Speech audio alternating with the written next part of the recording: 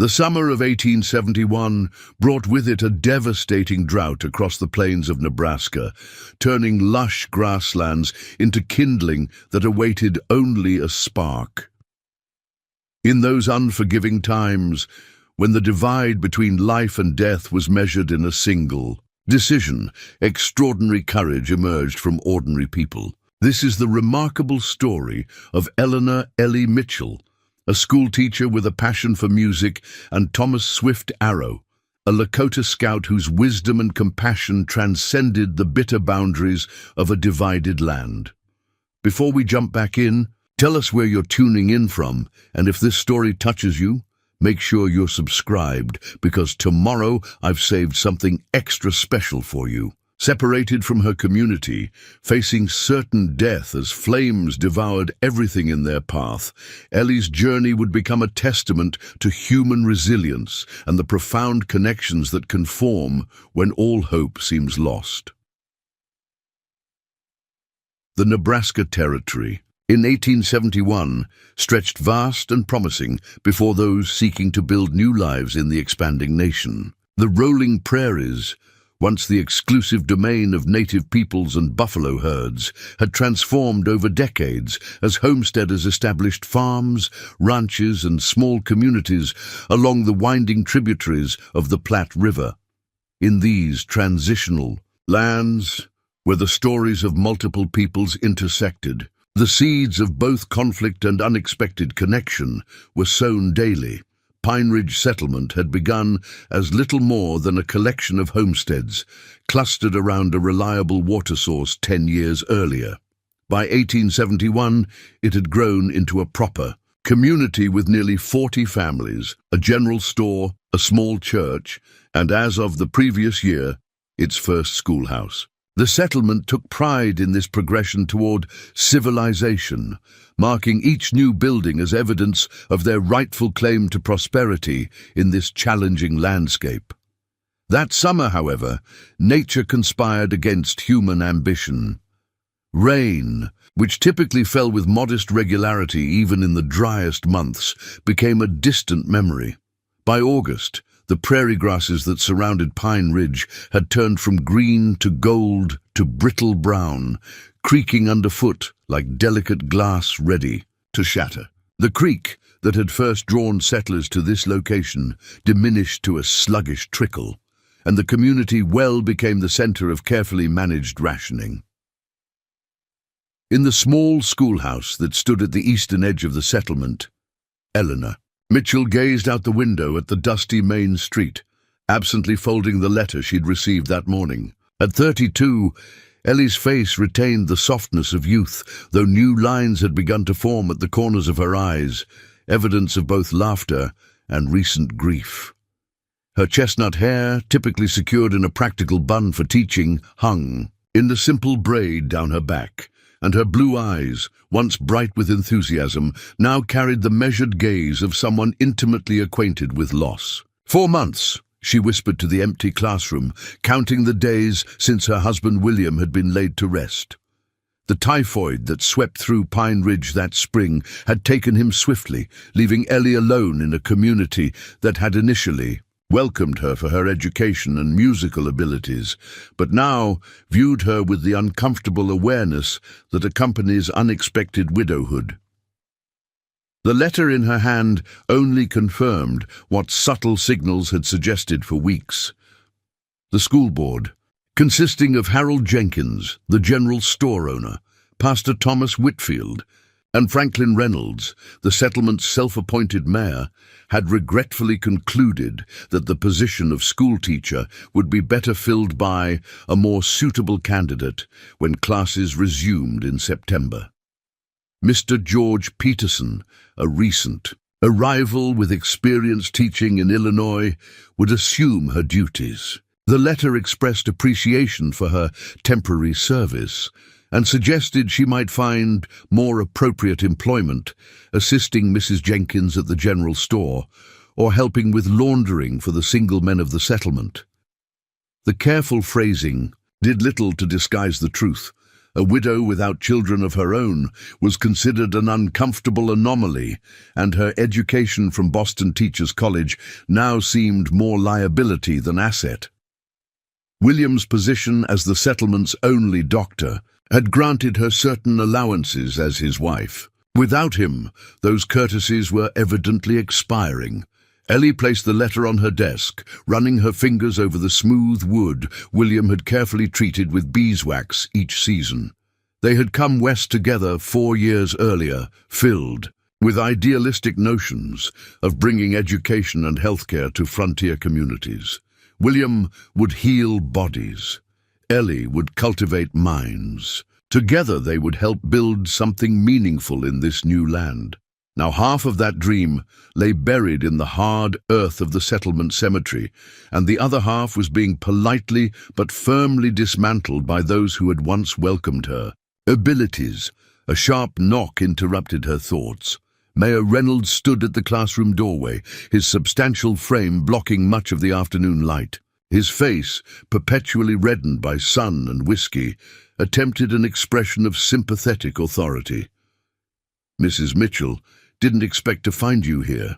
Thought you'd be packing up your quarters." Ellie straightened, nodding toward the letter on her desk. "I only received this morning's correspondence an hour ago, Mr. Reynolds." Reynolds adjusted his vest over his straining buttons, clearing his throat. "Well, yes. Matter of formality, really. The board met last night. Unanimous decision. Peterson has excellent qualifications, taught at a proper boys' academy back east." His eyes skimmed the classroom, deliberately avoiding hers. "We've arranged for you to board with the widow Hanson until you determine your next steps." The suggestion landed like a stone. Sarah Hanson, at 73, lived in a single-room cabin at the settlement's edge, surviving primarily on her son's periodic support from Omaha and the charity of the church ladies. The arrangement was clearly intended to hasten Ellie's departure. "My husband and I purchased our cabin outright, as you well know," Ellie said, unable to keep a note of steel from entering her voice. "I have no intention of relinquishing my home." Reynolds's expression hardened. "Now, Mrs. Mitchell, let's be practical. A woman alone can't maintain a property of that size. Dr. Mitchell's cabin should go to our new physician when he arrives next month. The settlement paid for much of the construction with the understanding the settlement contributed lumber that William repaid through 3 years of medical service, often without compensation," Ellie interrupted, a flush rising to her cheeks. "The deed bears our names, both our names. The property is legally mine." Reynolds's face darkened further. "Legal technicalities aside, Mrs. Mitchell, your situation has changed. The Settlement Council is prepared to offer fair compensation. For the cabin, certainly enough to establish yourself elsewhere, perhaps back east, near your family." The suggestion that she simply disappear, returning to a Boston that held no family nor prospects for a woman of her age and circumstance, ignited a slow, burning anger that Ellie had suppressed since William's funeral. She gathered her reticule and the leather satchel that held her teaching materials, stepping around the desk to face Reynolds directly.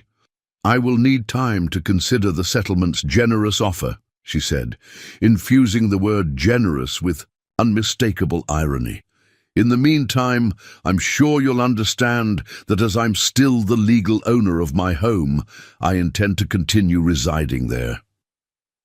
Reynolds stepped aside as she moved toward the door, though his expression promised this discussion was far from concluded. "The council meets again on Thursday. We'll expect your decision then." Ellie nodded curtly and stepped into the oppressive heat of the August afternoon.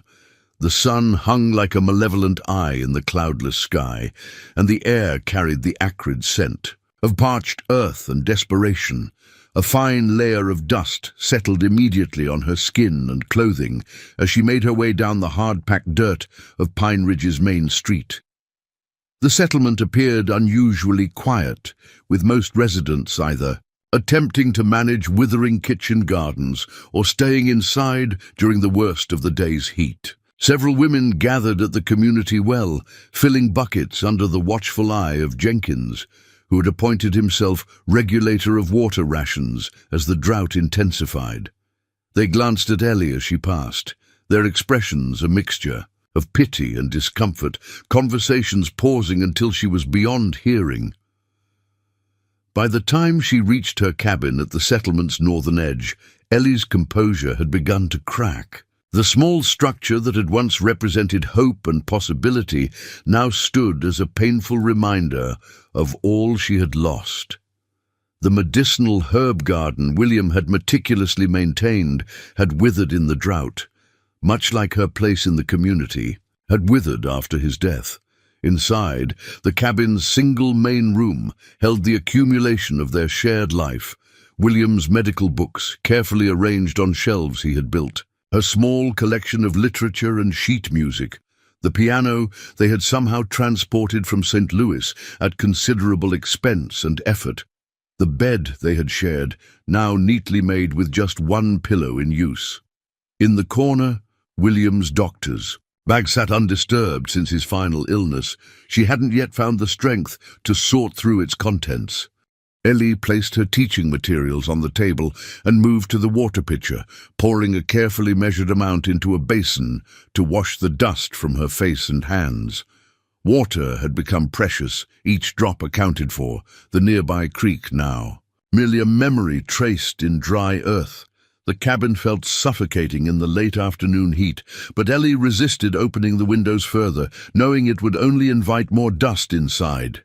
Instead, she settled at the piano, her fingers finding the keys in a familiar pattern. Music had always been her solace, and she had often played for William's patients, especially the children, discovering that melody could ease pain in ways medicine sometimes couldn't.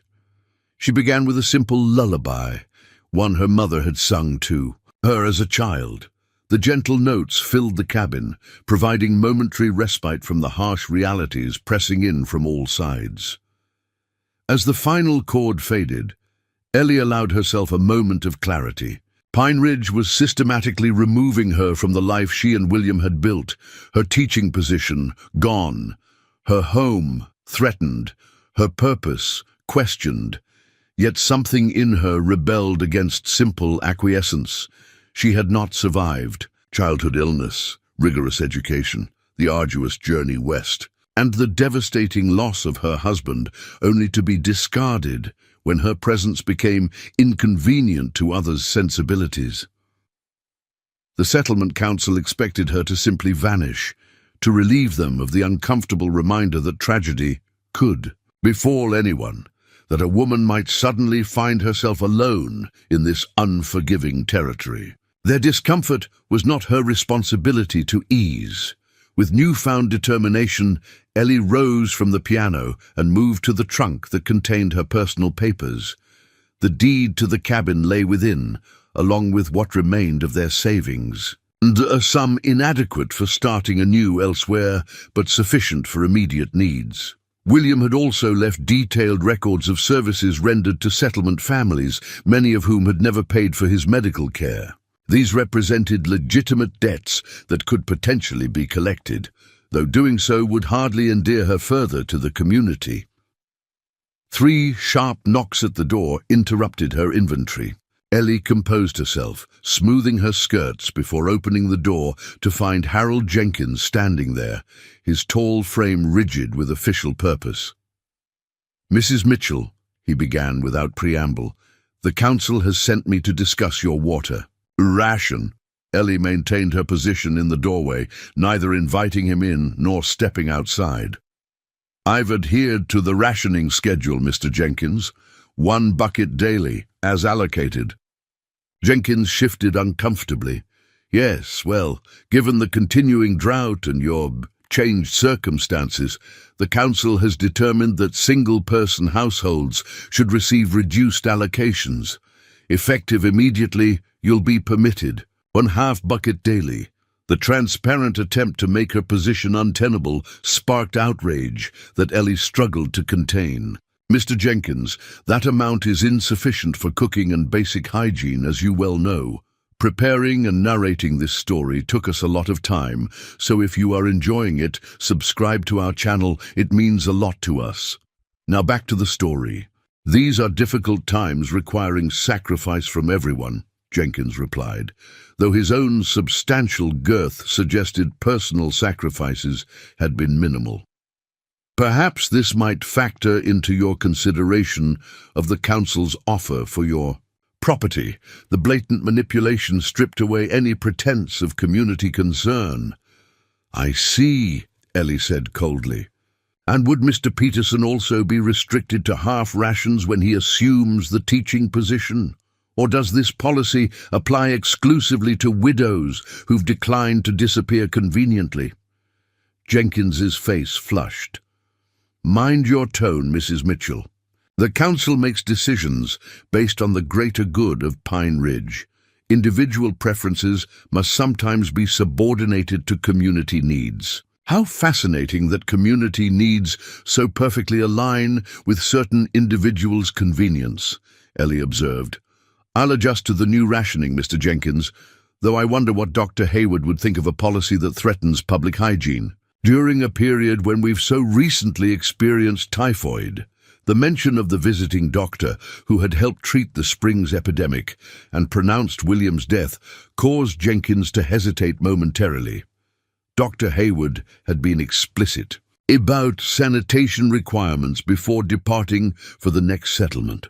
The policy stands, Jenkins finally stated, his tone suggesting the conversation was concluded. Half rations beginning tomorrow. With a curt nod, he turned and strode back toward the settlement center, dust rising with each deliberate step. Ellie closed the door, leaning against it as the magnitude of her situation crystallized with painful clarity. The strategy was evident. Make her daily existence increasingly untenable until departing seemed the only reasonable option. First her livelihood, then her home, now her basic necessities. The unfairness burned, but beneath the anger lay the cold recognition that her options were severely limited. She could capitulate, accepting whatever meager compensation the council offered for the cabin and attempting to reach her distant cousin in Chicago. She could fight, leveraging the legal deed and perhaps appealing to the circuit judge when he visited, though that might not occur before winter. Or she could seek opportunity elsewhere, perhaps in one of the larger settlements along the railroad where her education might still hold value. Each path held significant risks for a woman alone in the Western Territories. The drought only complicated matters further, as travel across the parched landscape without adequate water supplies could prove fatal. That evening, Ellie sat at her small table, a single candle illuminating the careful inventory she'd made of her resources and options. The meager light caught the gold of her wedding band as she twisted it absently, a habit developed in the months since William's death. "What would you advise?" she whispered to the empty room, imagining William's thoughtful expression as he considered complex problems.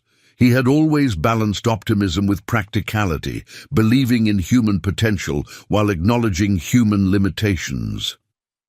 Morning brought no easy answers, but did deliver new concerning developments. A haze hung over the settlement, and the air carried an acrid scent that hadn't been present the previous day. Ellie stepped onto her small porch, scanning the horizon with a growing alarm.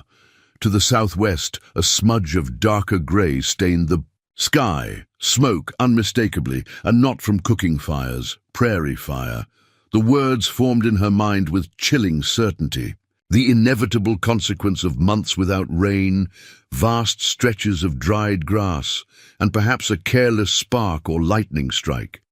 Such fires could move with terrifying speed when driven by wind, consuming everything in their path. The settlement had already stirred to anxious activity. Men gathered in the central square, gesturing toward the smoke, while women hurriedly collected children and valuables. Ellie heard fragments of conversation as she approached.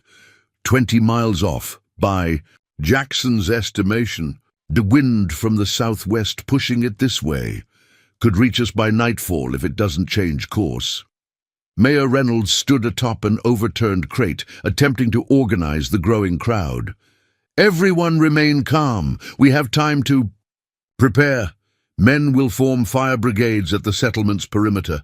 Women and children should pack essentials only, 1 bag per person. The wagons will depart for Copper Creek by midday if the threat continues to advance." Copper Creek lay some 15 miles northeast, a slightly larger settlement with better access to the river. Evacuation made sense if the fire's path didn't alter, but the single road connecting the settlements would channel everyone in the same direction, potentially creating dangerous congestion if panic took hold. Ellie moved through the crowd toward Sarah Miller, one of the few women in Pine Ridge who had maintained friendly relations after William's death. Sarah's husband managed the livery, giving her access to information about travel conditions. "Is it as bad as it appears?" Ellie asked quietly when she reached Sarah's side. Sarah's normally cheerful face was drawn with worry. "Thomas rode out at dawn to get a better look. He says it's one of the largest he's seen, stretching for miles. The drought has given it plenty of fuel." She clutched her young daughter's hand tightly. "We're packing now. You should do the same, Ellie." Ellie nodded, though a sudden realization struck her with icy clarity. The evacuation would require transportation, wagons, horses, any available conveyance. As a widow without family connections and recently demoted in community standing, would she be allocated space, or would the settlement's leadership use this crisis as the perfect opportunity to resolve the problem she represented? Her suspicion was confirmed minutes later when she approached Reynolds directly to inquire about evacuation plans. "Space is extremely limited, Mrs. Mitchell," he informed her with barely concealed satisfaction. "Families with children naturally take priority. Perhaps you could share your wagon with—" He paused, feigning consideration. "Ah, but you don't have a wagon since the doctor's buggy was reallocated after his passing. A regrettable oversight." The oversight had occurred when William's medical buggy, purchased with their personal funds, mysteriously disappeared from behind their cabin a week after his funeral. Reynolds had explained it as a necessary redistribution of resources, promising compensation that never materialized. "I see," Ellie replied, maintaining composure despite the blatant exclusion. "And those without personal transportation will attempt to accommodate everyone," Reynolds answered, his tone making it clear that everyone might not include her. "Those with special circumstances may need to make independent arrangements." "Special circumstances," Ellie repeated. "How diplomatically phrased." Reynolds' expression hardened. "This is an emergency situation, Mrs. Mitchell. The council must prioritize those most vulnerable." "Of course," Ellie agreed with forced civility. "I wouldn't want to burden the community's conscience further. I'll make my own arrangements." She turned away before Reynolds could respond, her mind racing through limited options.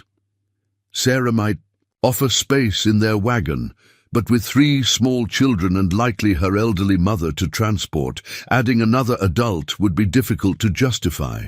The Petersons, new to the settlement and not yet fully integrated into its politics, might be approached, but they had arrived with minimal transportation themselves.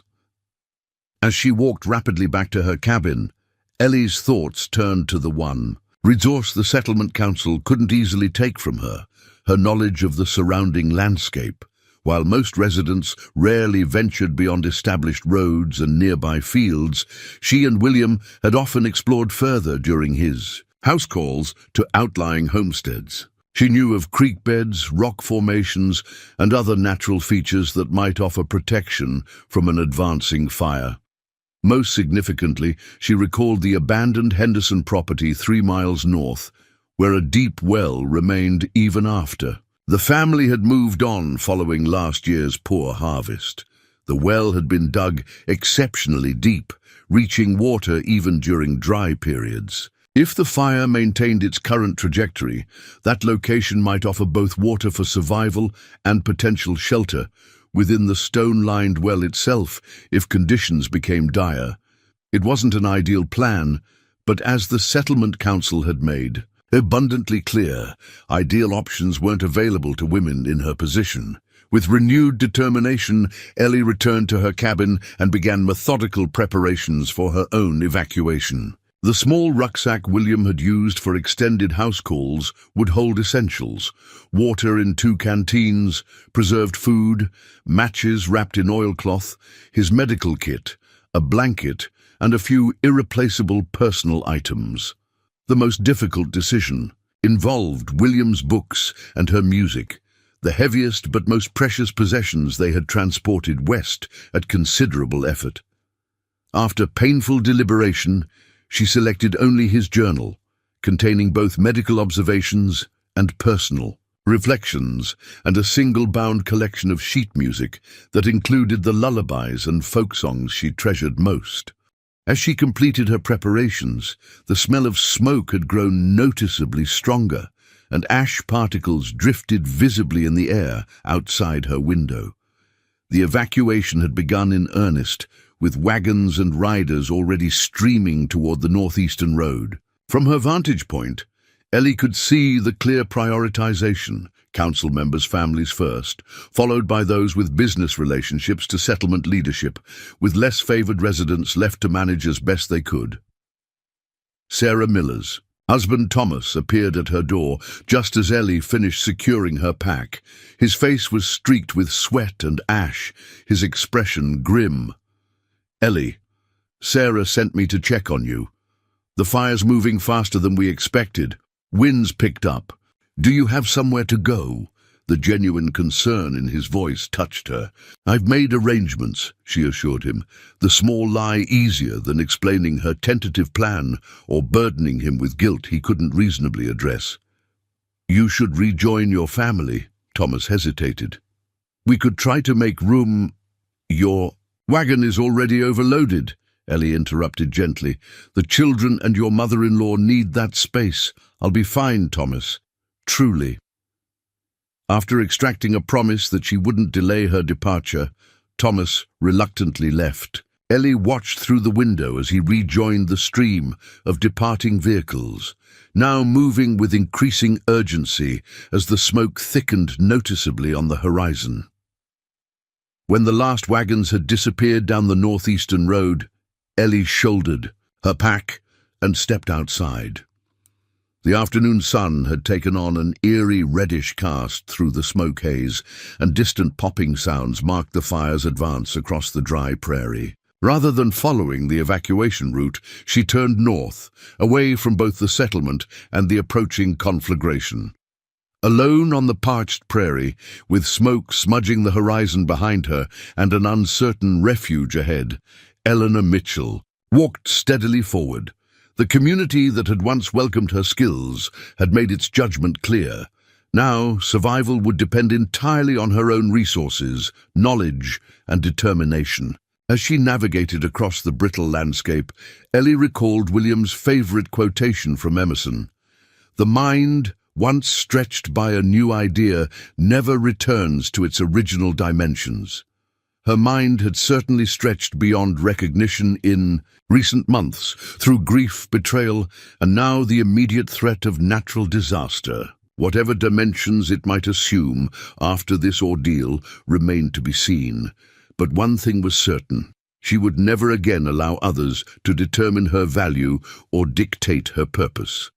The abandoned Henderson property lay ahead, its well offering potential sanctuary, if she could reach it before the advancing fire claimed the withered landscape between. With each step north, Eleanor Mitchell moved further from the life she had known and closer to an uncertain future that would test every element of her character and resilience.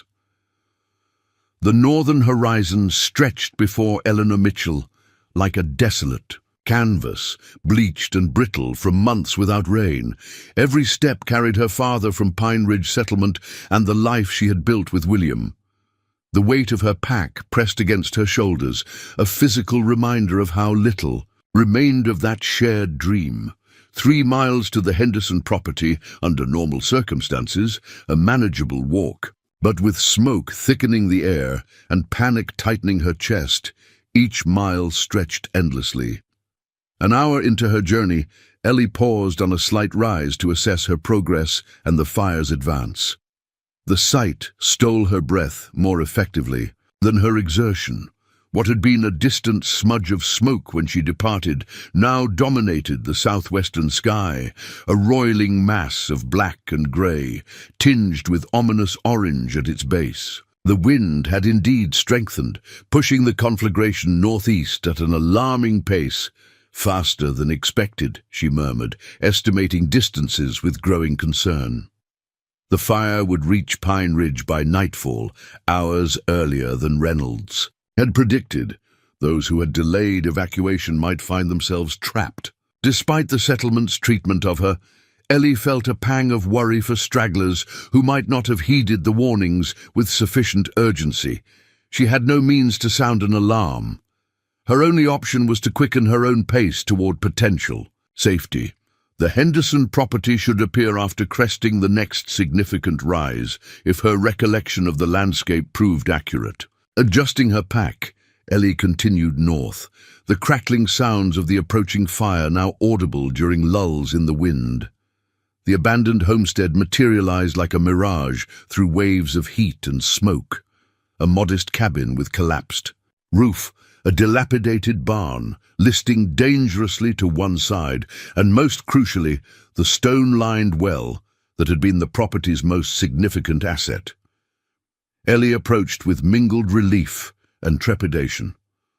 The well still stood intact, its wooden cover weathered but present. However, the surrounding area offered little protection from flying embers or intense heat should the fire engulf nearby structures. Kneeling beside the well, Ellie removed the cover and peered into its depths.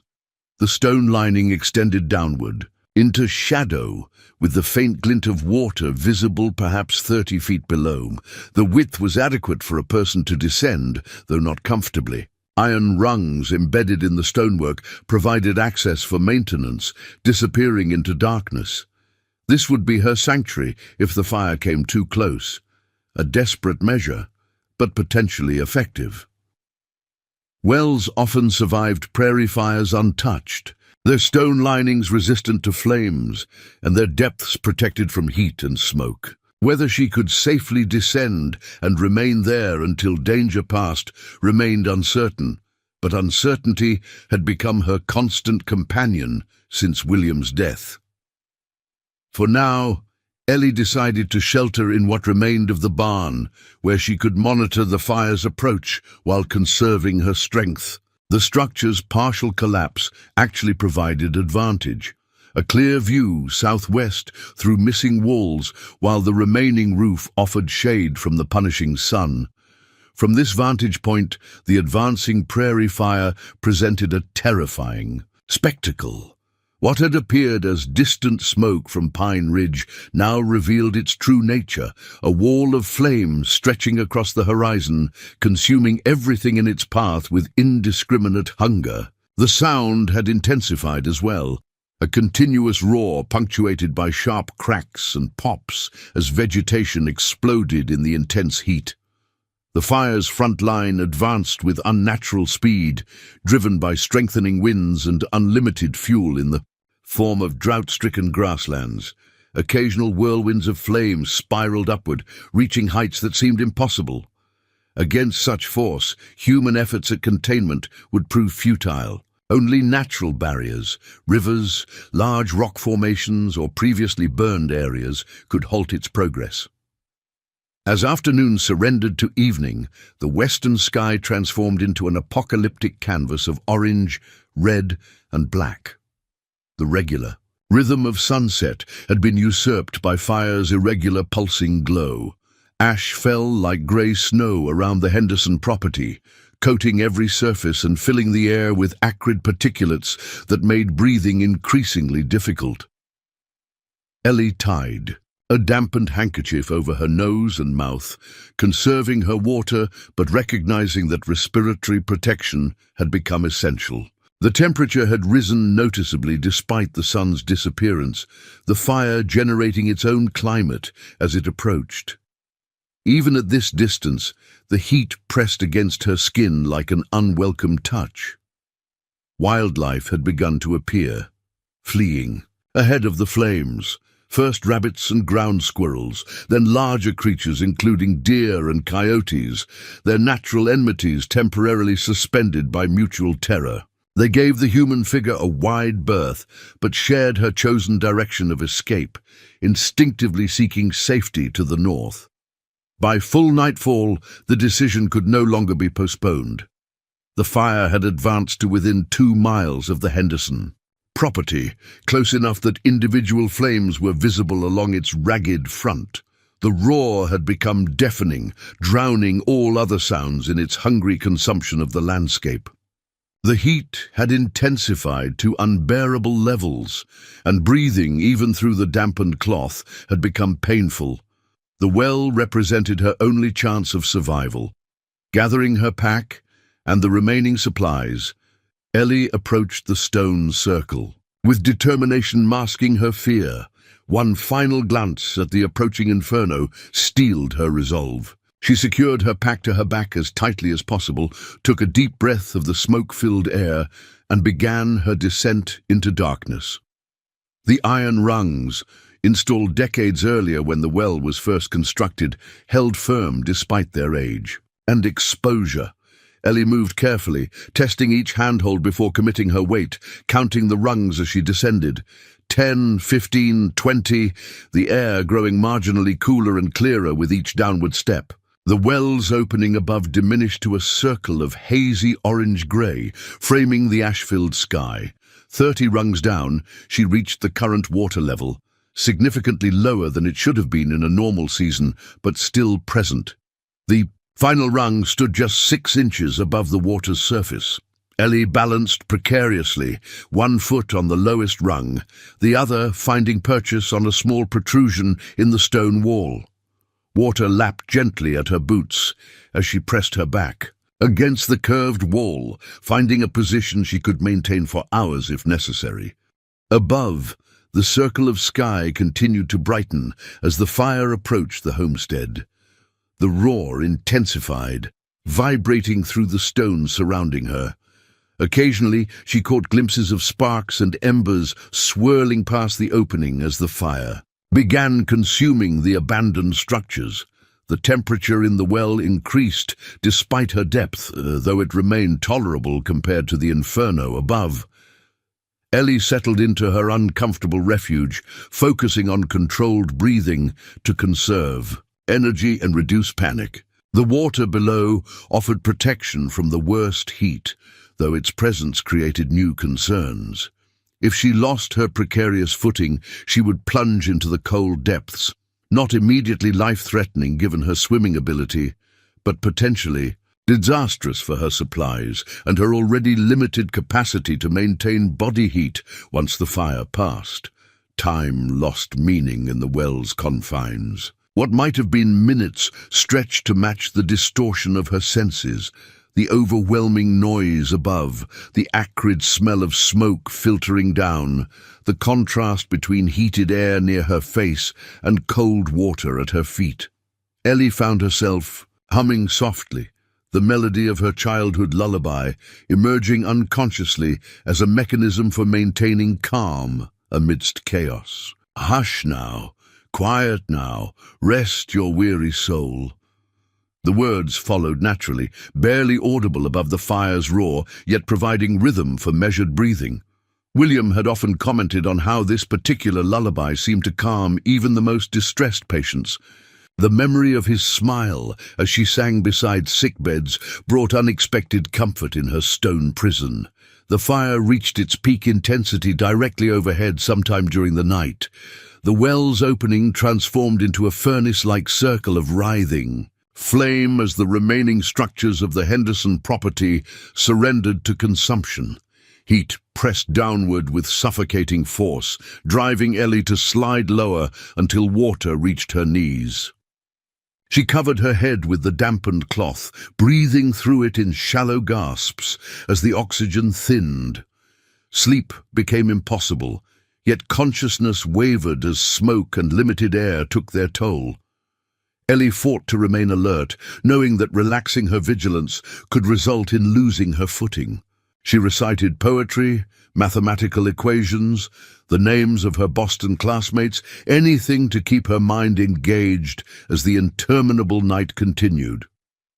The first sign of the fire's passing came as a reduction in the roaring overhead, the continuous thunder gradually separating into distinct sounds of collapsing timber and occasional explosions as pockets of material reached combustion points. The circle above remained orange-red, but the active flames had moved on, leaving behind smoldering devastation. Ellie maintained her position, understanding that emerging too soon could prove fatal. Prairie fires often created unpredictable patterns, with secondary ignitions occurring hours after the main front passed. The ground would remain dangerously hot, and air quality at the surface would be hazardous for some time. As the night progressed toward dawn, exhaustion finally overcame her. Determination. Ellie's consciousness faded in and out, her body somehow maintaining its precarious position, even as her mind surrendered temporarily to darkness. During one such period of semi-consciousness, a hallucination formed, William's voice calling her name from above, telling her to hold on just a little longer. The comforting fantasy sustained her through the darkest hours before morning. The first hint of true dawn appeared as a subtle lightening of the smoke-filled circle above, different from the fire's artificial illumination. Ash continued to drift down into the well, but the oppressive heat had diminished significantly. Ellie's entire body ached from maintaining her awkward position, muscles trembling with fatigue and strain. Cautiously, she attempted to shift her weight, seeking minimal relief without risking her footing. The small movement proved catastrophic. Her boot, damp from hours of partial immersion, slipped from its tenuous position on the stone protrusion. In the instant of recognition, Ellie grasped desperately for the lowest rung, but her numbed fingers failed to maintain their grip. She plunged into the well's cold depths with a startled cry, the shock of immersion driving air from her lungs. The weight of her pack pulled her downward before her instincts activated. Kicking off her boots and struggling free of the pack's straps, Ellie fought her way back to the surface, gasping as her head cleared the water. The well's diameter provided just enough space to tread water, though her sodden clothing dragged heavily against her movements. The lowest rung now stood tantalizingly out of reach, perhaps 18 inches above the water's surface. Without it, she had no means to exit the well. Her sanctuary had become a prison. "Help!" she called upward, knowing the effort was futile. The Henderson property had been abandoned for nearly a year, and the fire would have driven any nearby wildlife far from the area. The likelihood of anyone passing within hearing distance was virtually non-existent, particularly with the settlement. Evacuated in the opposite direction, the irony struck her with brutal clarity. She had survived the fire only to face a slower death by exhaustion or exposure. The water that had protected her from the flames would now hasten her end, its cold embrace steadily drawing warmth from her body. William had lectured often about hypothermia, describing how the body's core temperature dropped in cold water, leading first to confusion, then unconsciousness, and finally cardiac arrest. Ellie forced herself to think practically despite growing panic. The stone walls provided no footholds that she could identify. The pack containing her supplies now rested at the bottom of the well, irretrievable. Her only assets remained her clothing, her determination, and her wits, the last of these increasingly compromised by cold and exhaustion. She established a rotation, swimming vigorously for several minutes to generate warmth, then floating, as still as possible to rest. Between cycles, she called for help, her voice growing hoarser with each attempt. The sun climbed higher, its position visible only as a brighter spot in the hazy circle above. Hours passed in this manner, each minute drawing more of her dwindling strength. By midday, Ellie's condition had deteriorated significantly. Her limbs moved sluggishly, responding with increasing delay to her mental commands. Violent shivering had given way to an artificial sense of warmth that she recognized as dangerous. Most alarming, her thoughts had begun to fragment, focus slipping away like water through cupped hands. "William," she called weakly, momentarily confused about her circumstances. "The patients are waiting." The brief hallucination cleared, leaving her with renewed awareness of her dire situation. Death, which had stalked her in the form of fire, now approached wearing a different aspect. Cold, wet, and infinitely patient, the unfairness cut deeper than fear. To have survived widowhood, community rejection, and a catastrophic prairie fire, only to perish alone in an abandoned well, seemed a particularly cruel conclusion. As afternoon shadows lengthened, Ellie's resistance weakened further. Her swimming intervals had shortened to mere moments of movement, while periods of floating extended dangerously. Twice she had drifted beneath the surface, returning to consciousness with choked gasps and renewed panic. Each recovery proved weaker than the last. The third time she slipped under, the darkness seemed almost welcoming. The struggle had lasted so long, and rest beckoned with irresistible appeal. As water closed over her face, Ellie's mind presented a final vivid image. Not William, as she might have expected, but the simple classroom in Pine Ridge, sunlight streaming through windows, while children's voices recited poetry in unison. The vision of what she had loved most about her life accompanied her descent into unconsciousness. A sudden disturbance in the water, hands gripping her shoulders, pulling upward with unexpected strength. Ellie's mind registered these sensations as impossible, the hallucinations of a dying brain creating comfort in final moments. Yet the hands felt remarkably solid, the surface of the water breaking across her face with convincing coldness, air filling her lungs with painful reality. "Breathe," a voice commanded, deep, unfamiliar, and undeniably real. "Breathe now." Ellie's eyes opened to blurred vision, water streaming from her hair and face. Strong arms supported her, preventing her immediate submersion again. As her sight cleared, she found herself looking into the face of a stranger, a Native American man with concerned eyes and a determined expression. A rope secured around his waist extended upward to the well's opening. "Hold to me," he instructed, his English clear though accented. "Can you hold?" Ellie managed a weak nod, wrapping her arms around his neck as he signaled with a sharp tug on the rope. They began rising slowly, his powerful strokes against the wall providing additional leverage, as someone above hauled on the rope. The ascent seemed to take ages, though in reality only minutes passed before they reached the surface. Hands reached down, multiple helpers lifting Ellie from the well into the harsh light of late afternoon. The brightness overwhelmed her dark-adjusted eyes, details blurring, as she was laid carefully on what felt like a blanket spread over ash-covered ground. Voices spoke around her, some in English, others in a language she didn't recognize. "The woman is alive but very cold," the man who had rescued her reported. "She has been in water many hours." "Build the fire higher," another voice directed. "Bring the dry clothes from the pack." Ellie struggled to focus, to understand how rescue had materialized in this desolate, fire-ravaged landscape where no help should logically exist.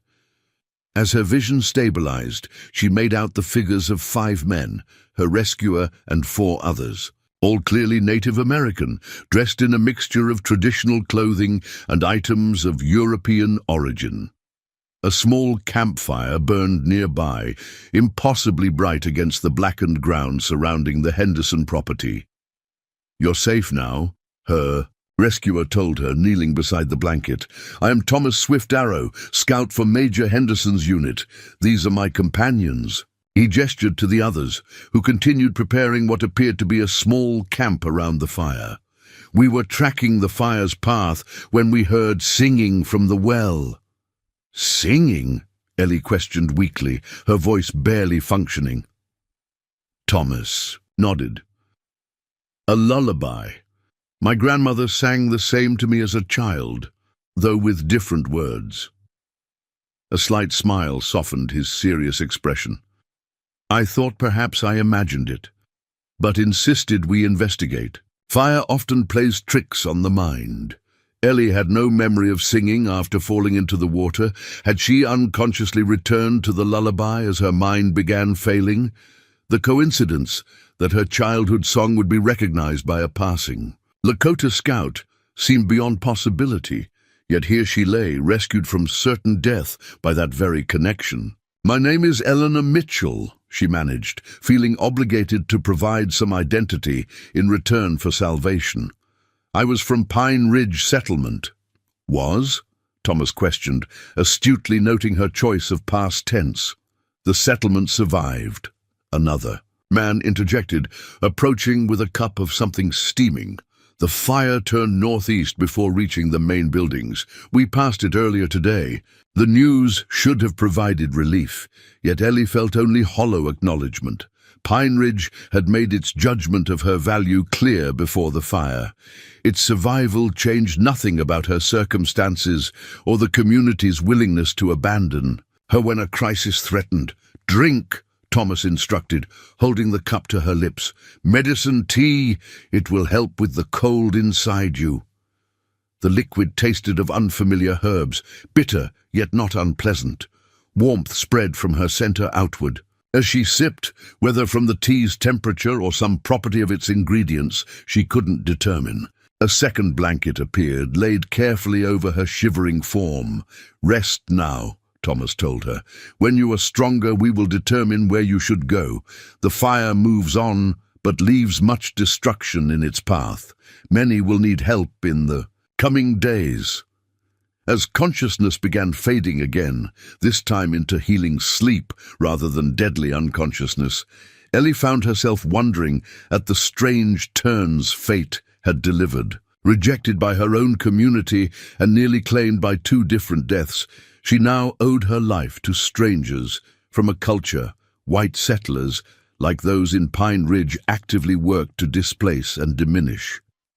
The irony would require examination when her strength returned. For now, the simple fact of survival demanded all her remaining energy. As she drifted towards sleep, the last image registered was Thomas' swift arrow, arranging protective cover to shield her from ash still drifting through the smoky air. A small kindness that represented the first genuine human care she had experienced since William's death. The fire had destroyed everything she possessed except her life itself. What would emerge from these ashes remained uncertain, but Eleanor Mitchell had survived the unsurvivable. Whatever came next, she would face it with newly tempered resilience and the humbling knowledge that connection could form across boundaries she had never thought to question before tragedy stripped away all preconceptions. Eleanor Mitchell drifted in and out of consciousness throughout the night, her body struggling to recover from the combined trauma of smoke inhalation, prolonged immersion in cold water, and extreme exhaustion. Each time she surfaced to awareness, the same sight greeted her. A star-filled sky partially obscured by lingering smoke, the silhouette of a man sitting vigilant nearby, and the gentle crackling of a carefully maintained fire. By dawn, her mind had cleared enough to properly assess her situation. She lay wrapped in blankets beside a small campfire positioned in what remained of the Henderson barn. The structure's partial walls provided minimal shelter while allowing smoke to escape through the missing roof.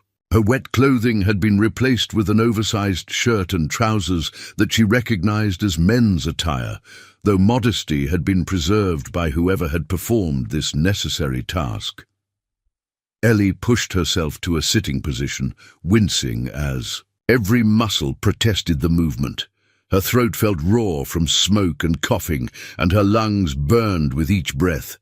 Nevertheless, She had survived when all logic suggested she should not have.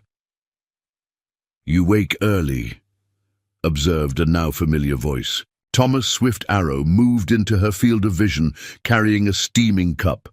"Most who survive drowning sleep longer." "I wasn't drowning," Ellie responded automatically, then paused, recognizing the technical inaccuracy. "That is, I was, but it wasn't my primary concern at the time." A hint of amusement crossed Thomas's face. "An unusual perspective. Most people consider drowning their primary concern when it occurs." He offered the cup. "More medicine tea. It will help your breathing." Ellie accepted gratefully, noting the tremor in her hands as she raised the cup to her lips. The tea tasted as bitter as she remembered, but its warmth brought immediate comfort. "Thank you," she said after several sips had soothed her throat. "For the tea and for—" She gestured vaguely, the inadequacy of words striking her. "For everything else," Thomas nodded once, accepting her gratitude without diminishing the significance of what had occurred. His economy of expression reminded Ellie of certain New England fishermen she had known in her youth, men who communicated more through silence and deliberate action than through excessive words. Taking the opportunity to properly observe her, rescuer in full daylight, Ellie noted details that had escaped her in yesterday's crisis. Thomas Swift Arrow appeared to be in his early 30s, with the lean, muscular build of someone accustomed to physical demands. His black hair was cut shorter than traditional Lakota styles she had seen in illustrations, and his clothing represented a practical blend of native and European elements. Buckskin leggings and moccasins paired with a calico shirt, partially covered by a military-style vest. Most striking were his eyes, dark, observant, and conveying an intelligence that assessed continuously without revealing his conclusions. Those eyes studied her now with similar evaluation, though without the discomfort such scrutiny might normally provoke. "Your companions?" Ellie asked, noticing they were alone in the makeshift camp. "Continued northwest at first light," Thomas replied. "They rejoined Major Henderson's unit, reporting on fire damage to settlements in this region." He added wood to the fire with practiced efficiency. "I remain until you are strong enough to travel." The statement, delivered matter-of-factly, contained implications Ellie had been too overwhelmed to consider previously. Travel where? Pine Ridge had made her unwelcome before the fire, and its likely survival didn't change that fundamental reality. Her teaching position had been eliminated, her home all but confiscated, and her standing in the community deliberately undermined. Even if physically possible, returning there held little appeal. "I appreciate your concern," she said carefully, "but I wouldn't want to delay your duties. I'm sure I can manage once I've rested further." Thomas regarded her steadily. "The nearest settlement untouched by fire is Rivers Ford, 20 miles northeast. Beyond that, Fort Laramie, 60 miles west." He gestured to the blackened landscape, visible through the barn's missing wall. "No water, no shelter, and scavengers will return to fireground soon, seeking easy meals among animals that did not escape." The blunt assessment silenced any further protest Ellie might have offered. Her rescue from the well would prove meaningless if she simply died of exposure or dehydration on the open prairie, whatever discomfort she felt at depending on a stranger, particularly one from a culture white settlers generally regarded with suspicion. Practical reality demanded acknowledgement. "I understand," she conceded. "Where do you suggest we go?" "Rivers Ford," Thomas answered without hesitation. "Small trading settlement, mixed population, less—" He paused, searching for the appropriate word. "Rigid than places like your Pine Ridge." The choice of descriptor surprised Ellie with its diplomatic precision. Rigid perfectly captured Pine Ridge's adherence to social hierarchies and conventional expectations without explicitly condemning the settlement's treatment of her. It suggested Thomas understood more about her circumstances than she had shared. "You said Pine Ridge survived the fire?" she asked, testing the extent of his knowledge. Thomas nodded. Main buildings untouched. Fire turned northeast before reaching the settlement center. Some outlying structures were lost. His expression remained neutral. They did not send search parties for missing residents. The observation landed with a quiet weight, not even the pretense of concern for those who might have been left behind. Ellie wondered briefly if her absence had even been noticed amid the evacuation chaos, or if Reynolds and the council had simply considered it a convenient resolution to their problem. "I lived at the settlement's northern edge," she explained, though Thomas hadn't asked directly. "My evacuation options were limited." "Some valleys are worth leaving, no matter how familiar," Thomas responded, the simple statement carrying unexpectedly profound meaning. Before Ellie could inquire further, he continued with practical matters. "We rest today. You recover strength. Tomorrow at dawn, we travel to River's Ford." The day passed in relative quiet, interrupted only by Thomas's periodic departures to scout the surrounding area and check what appeared to be snares he had set some time earlier. These efforts produced a small rabbit for their midday meal, which he prepared with efficient skill over their fire. As Ellie's strength gradually returned, she found herself intrigued by her companion's methodical approach to survival tasks. Each action served a clear purpose, with no wasted motion or unnecessary embellishment. When he spoke, which was infrequently, his words carried similar efficiency, direct and unadorned, yet often containing layers of meaning that revealed an observant mind. By late afternoon, she felt stable enough to assist with small camp tasks. Despite Thomas's initial reluctance to allow her exertion, the activity provided welcome distraction from the uncertainty of her situation and the lingering discomfort of her ordeal. It also offered an opportunity for conversation without the awkwardness of direct questioning. "You mentioned being a scout for Major Henderson," she ventured while helping to prepare another medicinal tea using herbs Thomas had located among the charred landscape. "Are you with the army regularly?" Thomas added carefully measured plant material to the boiling water before answering. "Sometimes, when paths align," he seemed to consider how much to explain, then elaborated slightly. "Army needs those who know the land. I know the land." "And your people approve of this arrangement?" Ellie asked, immediately concerned she had overstepped. If the question offended, Thomas showed no sign. "My mother's people are Lakota. My father was a French trader." He stirred the tea methodically. "I walk between worlds, not fully welcome in either, useful to both." The revelation explained much about his appearance, language facility, and comfort with elements of both cultures. It also suggested experience with precisely the kind of societal boundaries that had defined Ellie's recent treatment in Pine Ridge, though in his case vastly more complex and consequential than a widow's non-conformity.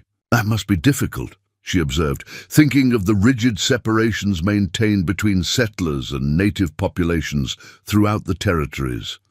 Thomas removed the tea from the fire to steep. "Difficult, yes. Also valuable. I see with different eyes than those who know only one path." He glanced at her with unexpected directness. "As do you, perhaps." The assessment caught Ellie off guard. "I'm not sure what you mean." "Your settlement abandoned you," he stated without accusation, "yet you speak of them without hatred. You understand both justice and mercy." He poured the finished tea into cups fashioned from hollowed gourds. "Rare quality in any people." Ellie accepted the offered cup, considering his observation. "I'm not certain I've achieved such enlightenment," she admitted. "I felt considerable anger before the fire came." "Anger is natural when trust breaks," Thomas replied. "What matters is what grows after the burning." The metaphor particularly apt given their fire-ravaged surroundings, resonated deeply. Prairie. Fires, while devastating, ultimately renewed the landscape, clearing dead material and allowing new growth to emerge stronger. Perhaps personal devastation followed similar patterns if one survived the initial destruction. As evening approached, Thomas prepared the camp for night, creating more substantial bedding from salvaged materials and positioning their sleeping places to optimize both warmth from the fire and security from potential threats. Throughout these preparations, Ellie noticed his occasional glances toward the northwest, suggesting concerns beyond their immediate circumstances. "You're worried about something," she observed, as they finished a simple supper of trail bread and dried meat from his supplies. Thomas considered her statement before responding, his characteristic thoughtfulness now tinged with what appeared to be internal debate about how much to share. Finally, he seemed to reach a decision. "Fire changes many things," he began, gazing into the flames. "Not just land, people too." He paused again, organizing his thoughts. Settlers lose homes, seek someone to blame. Army increases patrols, watches for Lakota hunting bands near settlements. Tensions rise like smoke. The implications clarified gradually. "You think the fire will worsen relations between settlers and your people," Ellie summarized. Thomas nodded once. "Already troubled waters become more dangerous after a storm." He met her gaze directly. "Tomorrow we will travel to River's Ford. There may be those who question why Lakota Scout travels with white woman. Some questions carry danger. The warning was delivered without drama, but with unmistakable seriousness. Ellie had understood her physical vulnerability since the moment she plunged into the well, but had not considered the potential social and political complications her rescue might create. Thomas had saved her life at considerable personal risk. Not just the physical danger of entering the well, but the subsequent risk of being associated with her in territories where cultural tensions simmered near boiling. "Should we separate?" she asked, placing his safety above her own immediate concerns. "I could wait until other travelers pass." Thomas shook his head decisively. "No travelers on the burned prairie for many days. Waiting means death." His expression softened slightly. "Besides, grandmother's lullaby brought us together. Such connections should not be broken by fear." The reference to the lullaby reminded Ellie of the extraordinary coincidence that had led to her rescue. "You mentioned your grandmother sang the same melody," she said. "How is that possible? Our backgrounds could hardly be more different." "Music travels between peoples like water between streams," Thomas replied, the poetic quality of his response contrasting with his usual pragmatism. "My grandmother learned from a missionary woman who lived among Lakota for many years. She changed words to our language, but kept the tune that reminded her of childhood." The explanation suggested connections between cultures that persisted despite the artificial boundaries imposed by politics and prejudice. Songs, stories, and knowledge continued their exchange through individual relationships that defied larger societal separations, like the unlikely connection that had formed between a widowed schoolteacher and a mixed-heritage scout in the aftermath of disaster. Night descended fully, the darkness more complete due to the absence of settlement lights or even animal sounds in the fire-ravaged landscape. Above, stars emerged with unusual clarity, the smoke having dissipated enough to reveal constellations in brilliant detail. Ellie found herself studying them with renewed appreciation for their constancy amid terrestrial chaos. "The stars guided me often," Thomas commented, noting her upward gaze. "When everything changes below, they remain fixed above." "My husband used to say something similar," Ellie responded, the memory surfacing unexpectedly. "He called them nature's compass for troubled times." Thomas nodded appreciation for the phrase. "Wise man," Was he teacher like you? A doctor, Ellie answered, finding she could speak of William without the sharp pain that had previously accompanied any mention of him. He believed education and medicine were twin necessities for frontier communities. We came west together to provide both. His spirit must be strong, Thomas observed. To survive drowning, fire, and abandonment shows he watches over you still. The sentiment, offered without the platitudes that typically accompanied white Christian condolences, touched Ellie deeply. Not an assurance that William resided in heaven, watching benevolently from afar, but a more immediate suggestion of continued influence and protection, a presence that remained active in the world she still inhabited. I hope so, she replied. Simply, they settled into companionable silence as the fire burned lower, each absorbed in private thoughts, yet drawing comfort from the other's presence in this desolate landscape. Despite her continued physical discomfort and the uncertainty ahead, Ellie felt a curious sense of peace she had not experienced since before William's illness. Near midnight, as she drifted toward sleep, Thomas's voice emerged once more from the darkness beyond the fire's diminished glow. "Tomorrow brings new challenges," he said quietly, "but remember, you survived when others would have perished. That strength remains within you, whatever comes." The observation, delivered without expectation of response, followed Ellie into dreams that, for the first time in months, contained no echoes of grief or abandonment, only forward motion across landscapes simultaneously foreign and welcoming. Dawn arrived with disorienting brightness after the previous day's smoke-filtered light. Ellie woke to find the camp already partially dismantled, Thomas having risen earlier to prepare for their departure. Her body still ached from its ordeal, but her breathing had improved significantly, and the dangerous chill had departed from her limbs. "River's Ford lies northeast," Thomas informed her, offering a breakfast of dried berries and what appeared to be pemmican. "We follow creek beds where possible. Easier walking, some vegetation may have survived near water." As Ellie ate, she noted Thomas had arranged what appeared to be a small bundle of clothing beside her. "Changed from well water while you slept yesterday," he explained, noticing her attention. "Dried by fire overnight. Not fully clean, but better than borrowed clothes for traveling." The consideration touched her. Despite the urgency of their situation and limited resources, he had attended to details that preserved her dignity. The gesture spoke to a respect that transcended their different backgrounds and the unusual circumstances of their association.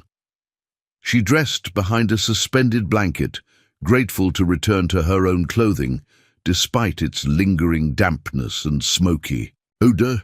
The simple act of wearing familiar garments provided psychological comfort that helped counterbalance physical discomfort and uncertainty. As they prepared for departure, Thomas presented her with a walking stick he had fashioned from a partially burned branch, shaped and smoothed with his knife to provide both support and potential defense if necessary. The practical gift acknowledged her continued weakness without diminishing her agency, a balance Ellie particularly appreciated after Pine Ridge's dismissive treatment. "Thank you," she said, testing the stick's weight and balance, "for everything. I'm not sure I've adequately expressed my gratitude." Thomas secured his minimal pack, distributing items with practiced efficiency. "No gratitude needed between fellow travelers," he replied. "The journey matters more than thanks." With the makeshift camp erased and fire extinguished completely, they began their trek toward River's Ford. The blackened landscape stretched eerily in all directions, familiar features rendered alien by the fire's transformation. Occasionally they passed the charred remains of wildlife that had failed to outpace the flames, grim reminders of the fate Ellie had narrowly escaped. As they walked, Thomas maintained alert vigilance, his experienced eyes continuously scanning the horizon for potential threats or resources. He set a pace that challenged Ellie's recovering strength without exceeding it, demonstrating intuitive understanding of her capabilities. Their conversation remained minimal during the morning hours, both conserving energy for the difficult terrain. When Thomas did speak, it was primarily to share practical knowledge, identifying plants beginning to emerge from the ash that might provide medicine, pointing out animal tracks indicating which creatures had already returned to the burned areas, explaining how the land would regenerate in coming seasons. By midday, they had covered approximately 5 miles, following the meandering path of a creek bed that had provided minimal protection to vegetation along its banks. Thomas called a brief halt in a small area where some greenery had survived, producing dried meat and the remainder of the morning's berries for their meal. As they rested in the shade of a partially burned cottonwood, Ellie gathered courage to ask the question that had occupied her thoughts throughout the morning. "At River's Ford," she began carefully, "what will happen? That is, will you simply deliver me to the settlement, or—" She trailed off, uncertain how to express her concerns without presuming upon his assistance or appearing overly dependent. Thomas considered her unfinished question with characteristic thoughtfulness. "River's Ford has a trading post run by a man named Jackson," he finally replied. "Former Army, married to Crow Woman, respects both worlds, will help you find a place until you decide your next path." He paused, then added, "I have business there also. Will remain 2 days before returning to scouting duties." The answer provided both reassurance and a defined time frame. His assistance would continue through their arrival and initial transition, but had clear limits. Ellie appreciated the straightforward response, which neither extended false promises nor abandoned responsibility prematurely. 2 days, she echoed, nodding. "By then I should have my bearings." Thomas studied her with unexpected intensity. "Many paths will open at River's Ford. Some lead east toward familiar territories. Others lead to new possibilities." He secured his water container, preparing to resume their journey. "The fire destroys, but also clears ground for new growth.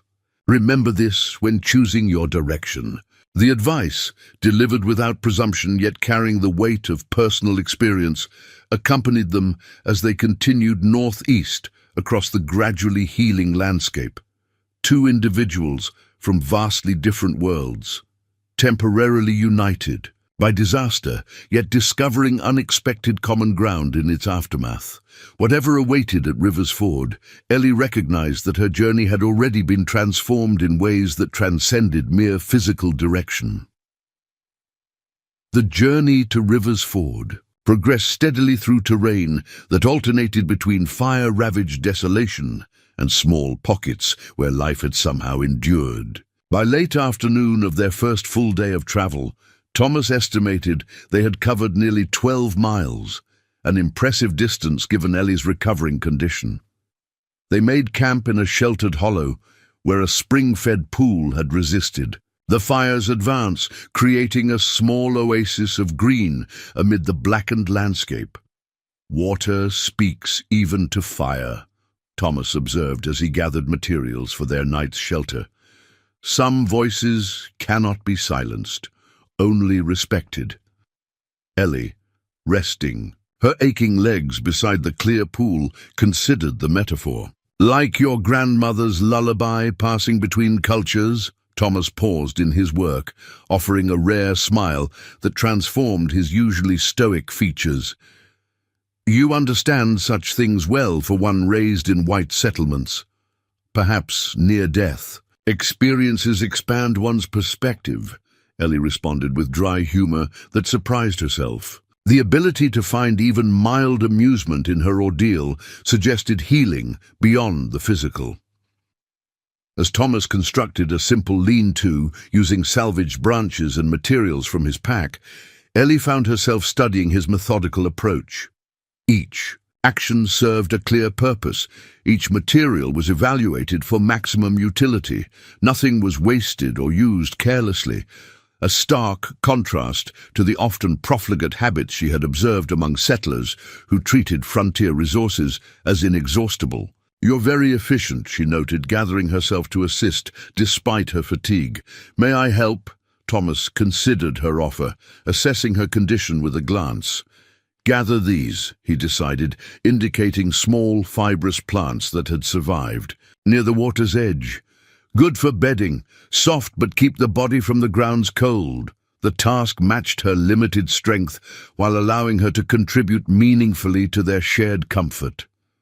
As she worked, Thomas skillfully set snares. In areas where animal tracks suggested potential game had already returned to the water source. His knowledge of which creatures would reappear first after fire demonstrated intimate understanding of prairie ecosystems that impressed Ellie deeply. "How did you learn all this?" she asked, as they completed preparations for the night. "About animals, plants, survival techniques," Thomas finished securing their small shelter before answering. "Some from my father, who trapped and traded across territories, more from Mother's people who lived with this land for generations." He gestured to the horizon where the setting sun painted the smoke-tinged sky in dramatic oranges and purples. "But most from watching, listening. The land teaches those willing to learn." The simple response contained profound wisdom that resonated with Ellie's own educational philosophy. The best learning came not from rote memorization or rigid systems, but from careful observation, pattern recognition, and respectful engagement with subject matter, whether mathematics, literature, or survival skills. "I try to teach my students something similar," she reflected. "That knowledge isn't just contained in books, but in everything around us." The school board found this approach unconventional. "Conventional thinking builds walls," Thomas observed. "Walls protect, but also blind." He added kindling to their small fire with practiced precision. "Your students were fortunate to see beyond those walls, even briefly." The validation of her teaching methods, delivered without the judgment or condescension she had experienced from Pine Ridge authorities, touched Ellie unexpectedly. She had invested her heart in education, believing children deserved more than narrow preparation for predetermined roles. Thomas's simple acknowledgement of this philosophy's value affirmed her professional instincts in ways the settlement's dismissal had undermined. Their evening meal consisted of plants Thomas identified as edible despite the fire's effects, supplemented by dried provisions from his pack. As they ate, a comfortable quiet settled between them, not the awkward silence of strangers, but the natural pause of those who had moved beyond initial wariness to mutual respect. Darkness emerged fully, bringing with it a profound stillness unique to fire-ravaged landscapes. No insects chirped, no nocturnal animals rustled through underbrush, only the gentle sound of water moving in the small pool and their fire's occasional crackle interrupted the absolute quiet. "It's strange," Ellie observed, gazing into the flames. "I should feel only relief at surviving, yet I find myself mourning this land almost as I mourned William, the life that was here, now gone." Thomas nodded, understanding. "Land grieves, but also heals. First rains will bring new growth from roots that survived below ground. By next summer, prairie flowers will bloom amid black skeletal trees." He added another small branch to their fire. "Different beauty, but beauty still." The perspective offered comfort without diminishing loss, an approach to grief Ellie had not encountered among well-meaning neighbors whose platitudes after William's death had only emphasized her isolation. Thomas acknowledged both destruction and renewal as essential aspects of a single cycle, neither negating the other but existing in necessary balance. "Your people view death differently than mine," she observed. "Death walks beside all living things," Thomas responded. "White settlers often pretend not to see this companion until it cannot be ignored. Then fear overwhelms wisdom." He studied the fire thoughtfully. Lakota acknowledge death's presence in all seasons, not just moments of loss. This brings not fear, but respect for life's value. The philosophy struck Ellie as simultaneously foreign to her upbringing, yet resonant with truths she had glimpsed. During William's illness, and her own recent brush with mortality, Western society's elaborate mechanisms for distancing the living from death, from formal mourning periods to euphemisms for dying, suddenly seemed like collective self-deception rather than comfort. "I was expected to diminish after William died," she found herself explaining, "to become less visible, less engaged, to define myself solely through his absence. When I continued teaching with the same passion, it made many uncomfortable." Thomas listened without interruption, his expression revealing neither judgment nor surprise. When she finished, he offered simple observation rather than sympathy. "Eagles do not forget how to fly when they lose their mates. Why should humans forget their gifts?"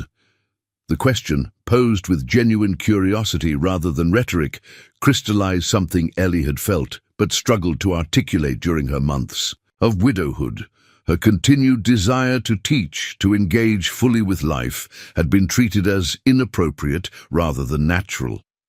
The community's discomfort stemmed not from her grief, but from her refusal to be diminished by it.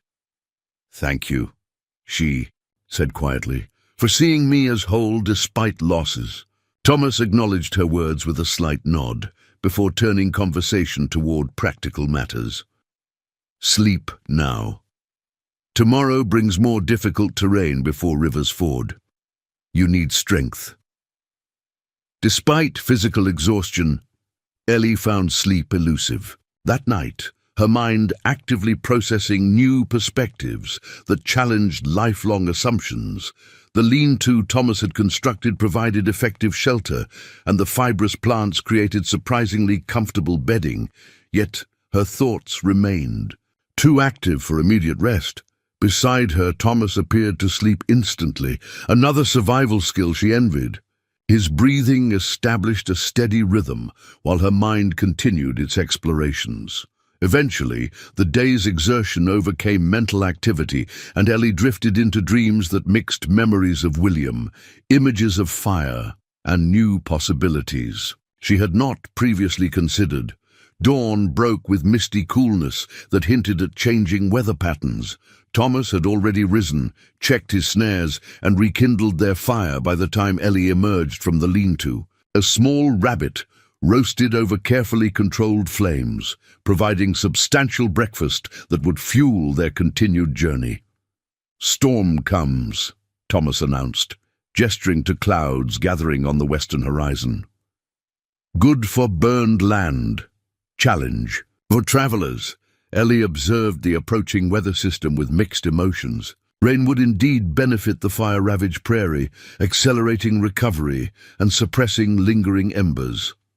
However, their journey would become more difficult, potentially dangerous if the storm brought lightning to this exposed landscape. "How far is Rivers Ford?" she asked, assessing their options. 8 miles, perhaps 9, Thomas estimated. "If we maintain yesterday's pace, we reach settlement before the worst weather arrives."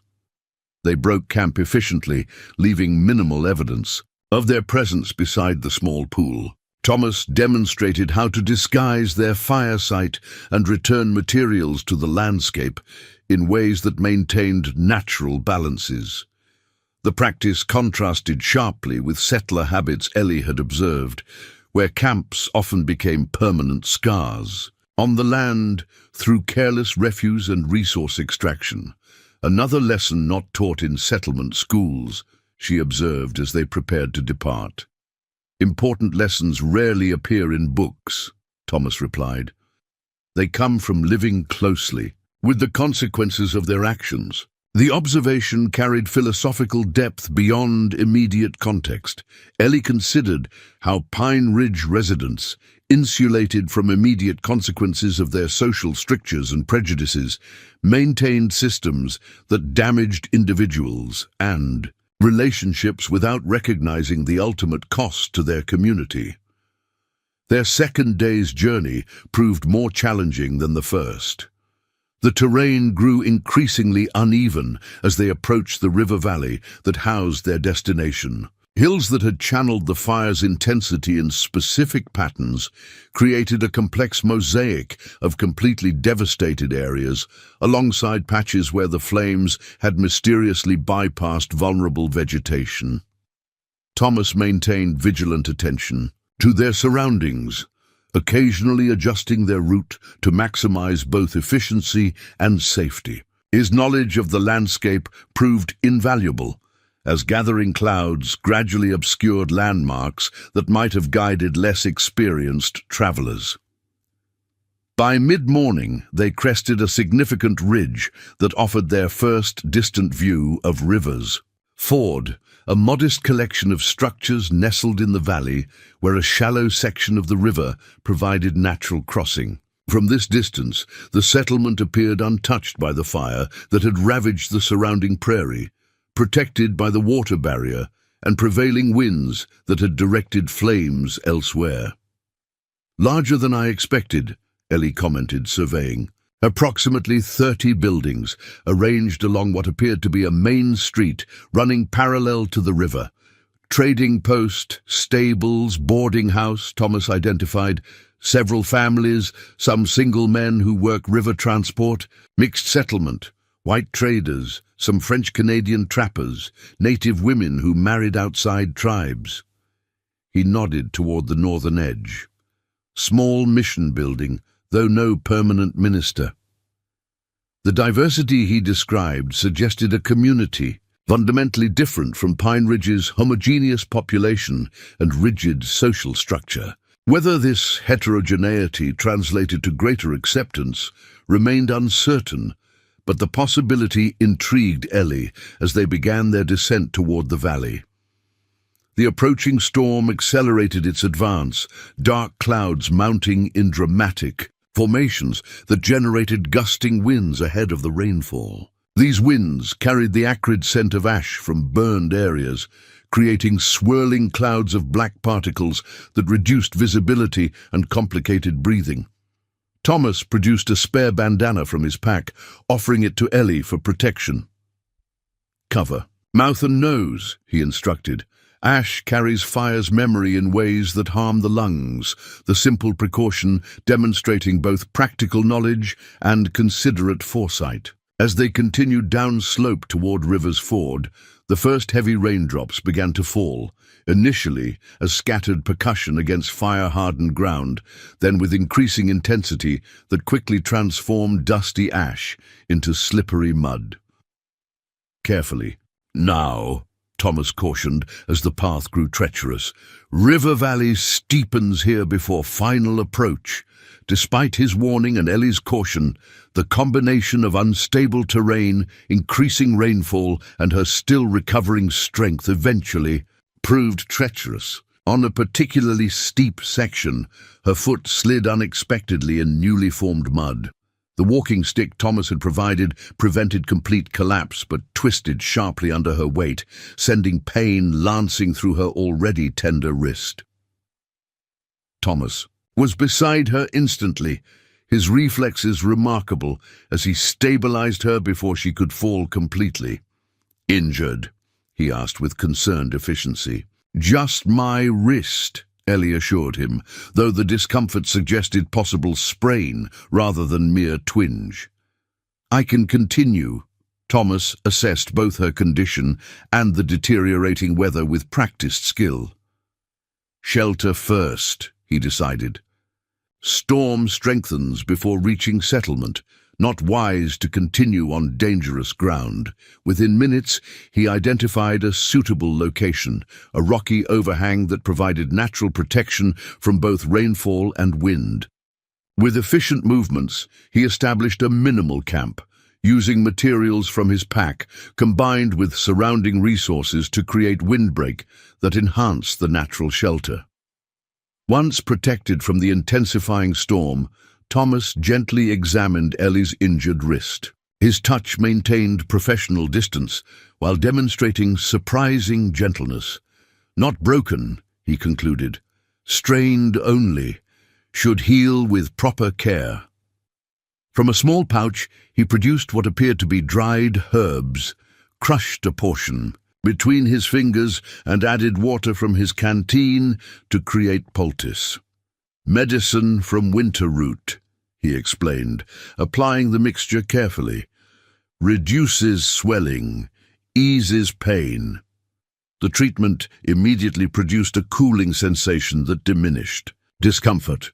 Thomas completed the process by wrapping the wrist firmly, but not tightly, with strip of clean cloth from his seemingly inexhaustible supplies. "You're quite the doctor," Ellie observed, testing the bandaged joint with careful movement. "Not a doctor, like your husband," Thomas demurred. "Only knowledge passed through generations. Every Lakota child learns basic healing plants and their uses. Knowledge needn't have degrees or certificates to hold value," Ellie responded, thinking of Pine Ridge's dismissal of her teaching because it came from a woman rather than a formally accredited male instructor. Thomas acknowledged her point with a slight nod before turning attention to the storm now raging around their shelter. Rain fell in sheets, transforming the fire-hardened landscape into flowing rivulets that carried ash and debris toward the valley floor. Occasional lightning illuminated the scene with stark brilliance, followed by thunder that reverberated through the hillside. "Nature balances," Thomas observed, watching water reclaim dominance over landscape so recently transformed by fire. "Destroyer becomes healer when cycle completes."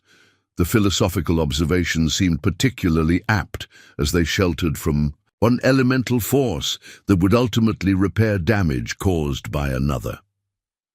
Ellie found herself reconsidering many assumptions that had structured her previous understanding, about nature's patterns, about human communities, about her own capacity for adaptation. "Will we reach River's Ford today?"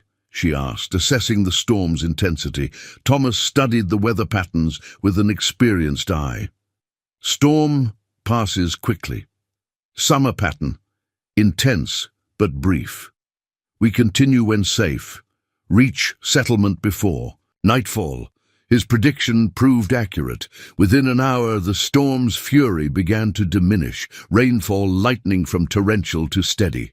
Wind patterns shifted, pushing the weather system eastward across the prairie. Though the ground remained slick with mud and accumulated water, conditions had improved enough to permit cautious travel. With Thomas's assistance, Ellie navigated the remaining descent toward River's Ford, her injured wrist protected by both, bandaging and extra care in their progress. The final approach to the settlement revealed a community stirring back to activity after the storm's interruption. Smoke rose from chimneys, figures moved between buildings, and the general atmosphere suggested functional society rather than the desperate evacuation she had witnessed at Pine Ridge.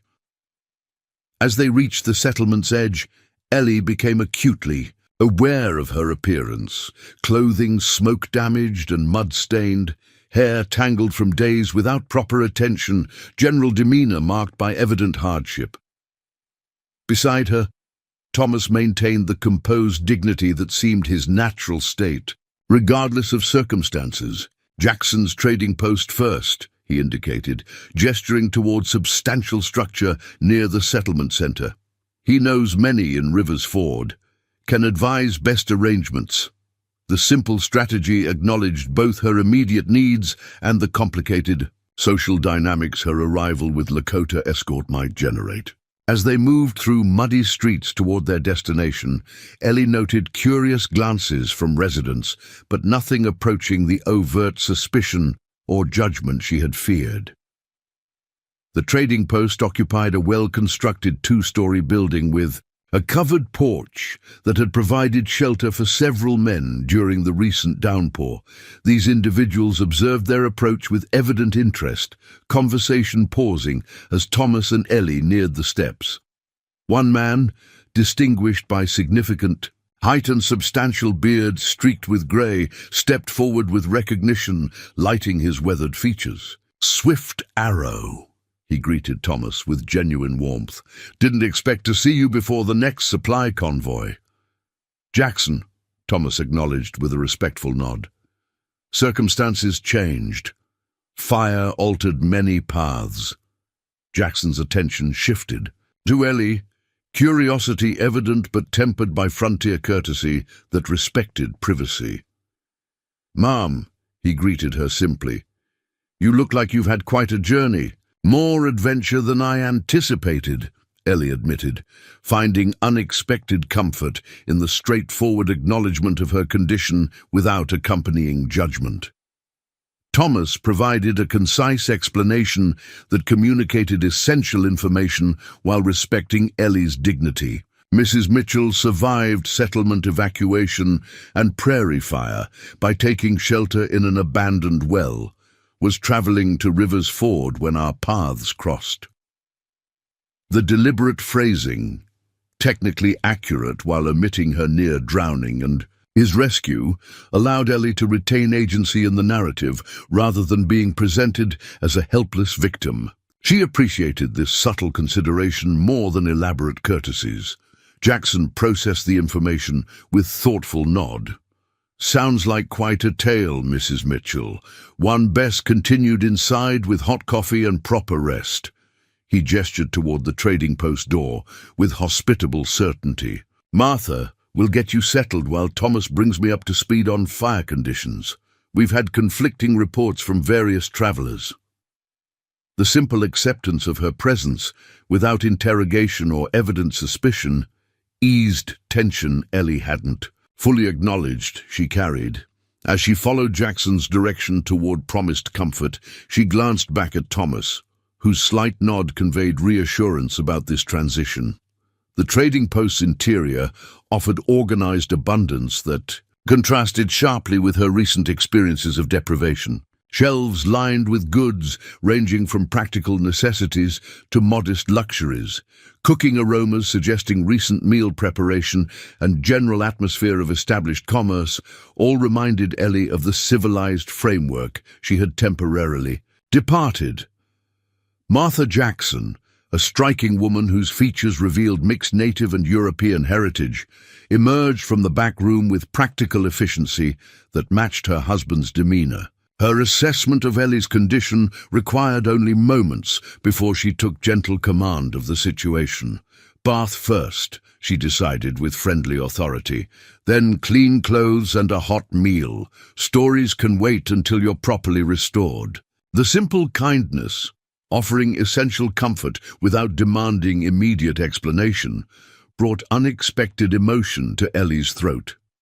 After days of survival focus and months of community rejection, this straightforward acceptance of her humanity without qualification felt revolutionary. "Thank you," she managed, surprised by the catch in her voice. "Your hospitality means more than I can express." Martha's expression softened with understanding beyond words. "Sometimes the journey changes us more than the destination," she observed quietly. "The person who arrives isn't quite the same one who departed." The insight, offered by a woman who clearly understood existence between cultural boundaries, resonated deeply with Ellie's emerging recognition of her own transformation. The fire had claimed her remaining physical connections to her previous life, but something new had begun forming in that destruction's aftermath. Something still taking shape, but undeniably real. As Martha led her toward promised comforts, Ellie glanced back to where Thomas conversed quietly with Jackson. Their eyes met briefly across the trading post's busy interior, and Thomas offered an almost imperceptible nod that somehow conveyed both reassurance about her immediate security and acknowledgement of significant transition. The silent exchange confirmed what Ellie had begun to recognize during their journey. The well that had nearly claimed her life had also marked an unmistakable boundary between her past and whatever future now awaited. Like the prairie after fire's transformation, that future remained partially obscured but contained possibilities for growth that could not have existed without preceding destruction. Eleanor Mitchell woke to unfamiliar comfort. After Martha Jackson's ministrations the previous evening, hot bath, clean borrowed clothing, and simple but nourishing meal, she had fallen into profound sleep in the small but tidy room above the trading post. Sunlight now streamed through calico curtains, illuminating surroundings that represented civilization's return to her existence. For several moments, Ellie remained motionless, reacquainting herself with mundane comforts. A proper mattress, rather than makeshift bedding on hard ground. The scent of laundered linens instead of smoke and ash, the distant sounds of commercial activity replacing nature's unpredictable rhythms. These ordinary elements felt simultaneously familiar and strange after her transformative journey. A soft knock preceded Martha's entrance with steaming coffee and fresh bread. "Good morning," she greeted Ellie with friendly efficiency. "Thought you might welcome breakfast before facing the day." "Thank you," Ellie replied, genuinely appreciative. "I'm not sure I've ever appreciated a real bed quite so much." Martha smiled understanding as she placed the tray on a small side table. "Sometimes we need to lose comforts to truly value them." She paused, assessing Ellie with a perceptive gaze.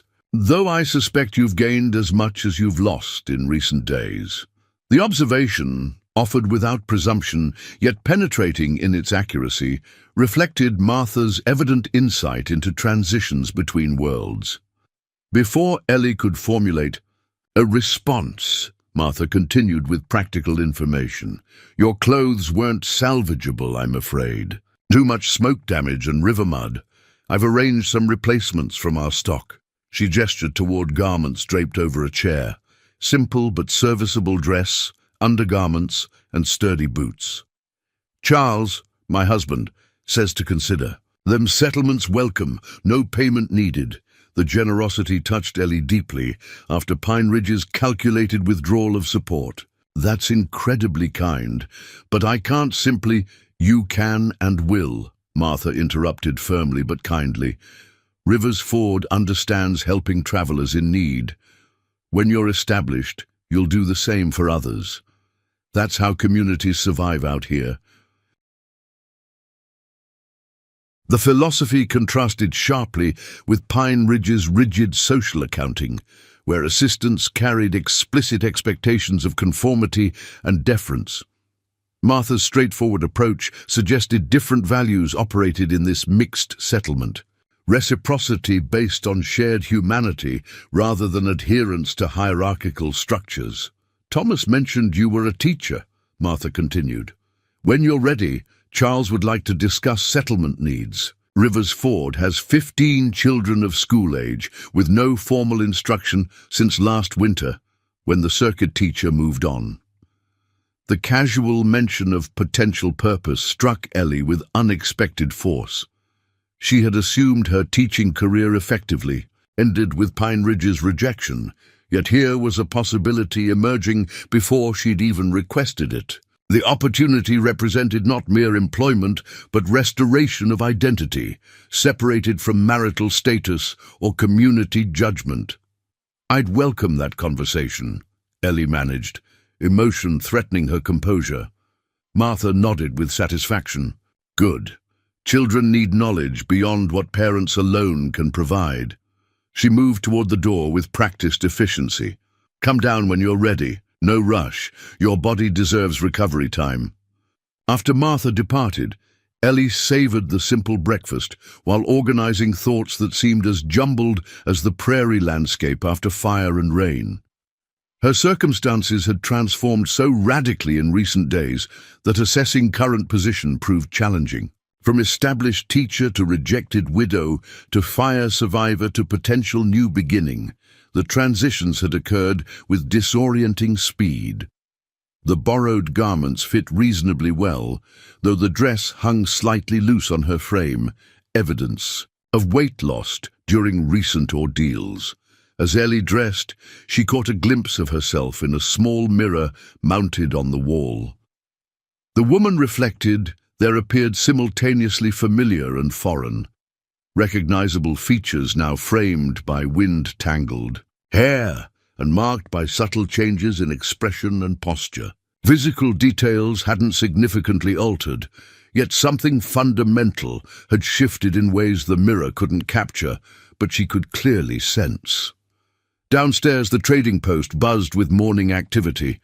Several customers examined goods or conducted business with Charles Jackson, whose resonant voice and efficient movements demonstrated long experience managing commerce in frontier conditions. At a side table, Thomas Swift Arrow conversed quietly with another Native American man whose clothing suggested Pawnee rather than Lakota affiliation.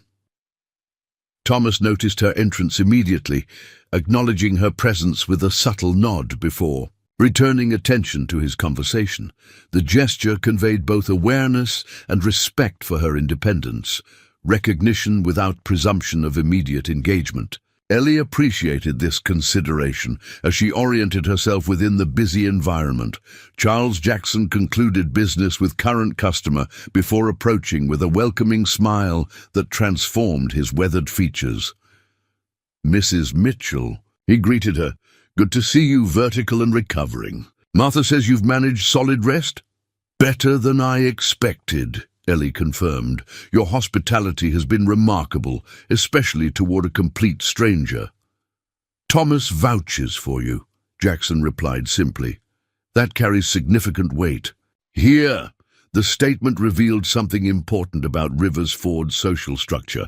Trust extended across cultural boundaries in ways Pine Ridge would have found incomprehensible. Thomas's assessment of her character mattered to Jackson, not despite cultural differences, but because his position, spanning those differences, provided valuable perspective.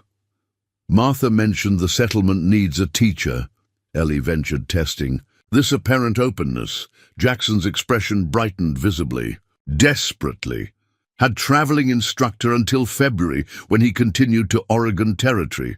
Since then, parents manage as they can, but proper education requires dedicated attention." He gestured toward a chair at a nearby table. "Would you consider discussing possibilities while breaking your fast properly? Coffee here can't match Martha's, but accompanying eggs and bacon compensate for the difference." The invitation, delivered with relaxed hospitality rather than formal negotiation, further demonstrated Rivers Ford's contrasting approach. As Ellie joined Jackson at the indicated table, she noticed Thomas concluding his conversation with the Pawnee man who departed through the trading post's main entrance. "News from western settlements," Thomas explained, approaching their table. "Fire damage is widespread but inconsistent. Many communities are preserved by shifting winds." Jackson nodded thoughtfully. "Consistent with reports from the south. Strange. Fire patterns this season. Devastating in some areas, mysteriously bypassing others equally vulnerable." He gestured for Thomas to join them. "Major Henderson still expects you back tomorrow?" "Unless conditions change," Thomas confirmed, accepting a seat while declining offered coffee with a polite gesture. Scouting parties assess fire's aftermath, monitor displaced populations. The practical exchange revealed ongoing coordination between military units and indigenous scouts that transcended simplified hostility Ellie had often heard described in settler communities. Reality appeared considerably more complex than Pine Ridge's narrative of perpetual threat from savage raiders. "Now," Jackson said, returning attention to Ellie, "about teaching possibilities. Rivers Ford operates differently from established Eastern settlements, more practical arrangements based on community needs rather than formal institutions." Over the next half hour, Jackson outlined the situation with forthright clarity. The settlement's children ranged from 5 to 16 years, with varied educational backgrounds depending on previous exposure to instruction. No dedicated school building existed, Though community gathering space could serve educational purposes, compensation would combine modest cash payment with practical support, housing, supplies, additional food from participating families. Not luxurious circumstances, Jackson acknowledged, but the opportunity to build something meaningful. These children represent the future for a community where different traditions must learn to strengthen rather than threaten each other. The vision resonated deeply with Ellie's educational philosophy, learning as a bridge between different perspectives rather than mere transmission of established doctrine. Pine Ridge had increasingly resisted her attempts to introduce broader worldviews into curriculum, preferring narrow focus on skills that maintained existing social structures. "I'd like to meet the families," Ellie responded, "understand their expectations before making commitments, but the possibility certainly interests me." Jackson appeared pleased with her measured response. "Perfectly reasonable. Martha can introduce you to several parents this afternoon if you feel sufficiently recovered. No pressure for immediate decision. Community understands you've experienced significant trauma." As their conversation continued, Ellie noticed increasing activity outside the trading post windows. A small crowd had gathered in the street, attention focused on approaching riders whose military bearing suggested official rather than civilian presence. Thomas observed this development with a subtle shift in posture that communicated heightened alertness without obvious alarm. "Army patrol," Jackson identified, following their gazes. "Earlier than usual this month, likely responding to fire conditions." The patrol, 4 uniformed soldiers led by an officer whose insignia identified him as captain, halted before the trading post. Their appearance suggested extended travel through difficult conditions, uniforms showing evidence of smoke exposure and hard usage. The captain dismounted with practiced efficiency, scanning surroundings with professional assessment before entering the establishment. Conversation ceased as military presence commanded immediate attention. The captain removed his hat upon entry, revealing sweat-dampened hair and face bearing several days' stubble. His eyes moved purposefully across the trading post's interior, pausing momentarily on Thomas before settling on Jackson with recognition. "Charles," he acknowledged with clipped cordiality. "Unexpected patrol. Fire conditions warranted assessment of outlying settlements." "Captain Wilson," Jackson returned evenly. "Rivers Ford escaped damage, though the surrounding prairie was less fortunate. Coffee?" The established rapport suggested previous acquaintance, though Ellie sensed underlying tension beneath surface civility. Captain Wilson offered refreshment with a brief nod before addressing the purpose directly. "Tracking potential complications following evacuation patterns," he stated, gaze shifting deliberately toward Thomas. "Reports of unusual movements among previously uninvolved bands, some taking advantage of disruption to approach settlements." The implication carried unmistakable weight, despite careful phrasing. Thomas met the captain's evaluating look with impassive dignity, neither acknowledging nor challenging the embedded suggestion of threat. "Swift Arrow's scouting unit with Major Henderson provides regular updates on such matters," Jackson observed pointedly. "Their reports indicate no unusual activity beyond normal displacement from fire-affected areas." Wilson's attention shifted to Ellie, registering her presence with professional assessment. "Ma'am," he acknowledged with a brief nod. "New to Rivers Ford?" Before Ellie could respond, the trading post door opened to admit another soldier, whose urgency suggested important development. He approached the captain with respectful efficiency, speaking quietly, but not so softly that others couldn't overhear. "Sir, riders from Pine Ridge Settlement arrived. Mayor Reynolds requests immediate consultation regarding the situation." Ellie felt a sudden chill at the settlement's name, intensified when the soldier added, "They're asking about a missing woman, schoolteacher, named Mitchell. All eyes turned toward Ellie as connections formed with unavoidable clarity. Captain. Wilson's expression sharpened with renewed interest, reassessing her presence with Thomas in light of this information. "Mrs. Mitchell?" he inquired directly. Ellie gathered her composure, determined to establish narrative before others imposed their interpretation. "Eleanor Mitchell, yes. Formerly of Pine Ridge Settlement. Reported missing during evacuation," Wilson stated, rather than asked. "Settlement leadership expressed concern about your whereabouts." The diplomatic phrasing barely disguised underlying implications. Thomas remained silent but watchful, allowing Ellie to address the situation without interference while maintaining protective presence. "I wasn't missing," Ellie corrected firmly. "I was excluded from evacuation arrangements after losing my teaching position following my husband's death. The Settlement Council made their priorities clear when the crisis came." Her direct response clearly surprised Wilson, who had evidently anticipated a different scenario based on whatever information Pine Ridge representatives had provided. Jackson's supportive presence beside her reinforced her position, his established reputation lending credibility to her account. "Perhaps we should discuss this with Mayor Reynolds and his companions," Wilson suggested, with professional neutrality that neither confirmed nor denied acceptance of her explanation. "Of course," Ellie agreed, surprising herself with steady resolve. "Though there's little to discuss beyond the facts already stated. I survived independently when necessary, received assistance when fortunate, and am now considering Rivers Ford's teaching opportunity." The simplified narrative deliberately omitted Thomas's crucial role, protecting him from potential complications while maintaining essential truth. She had indeed survived independently by reaching the well through her own determination, even if subsequent rescue had proven necessary.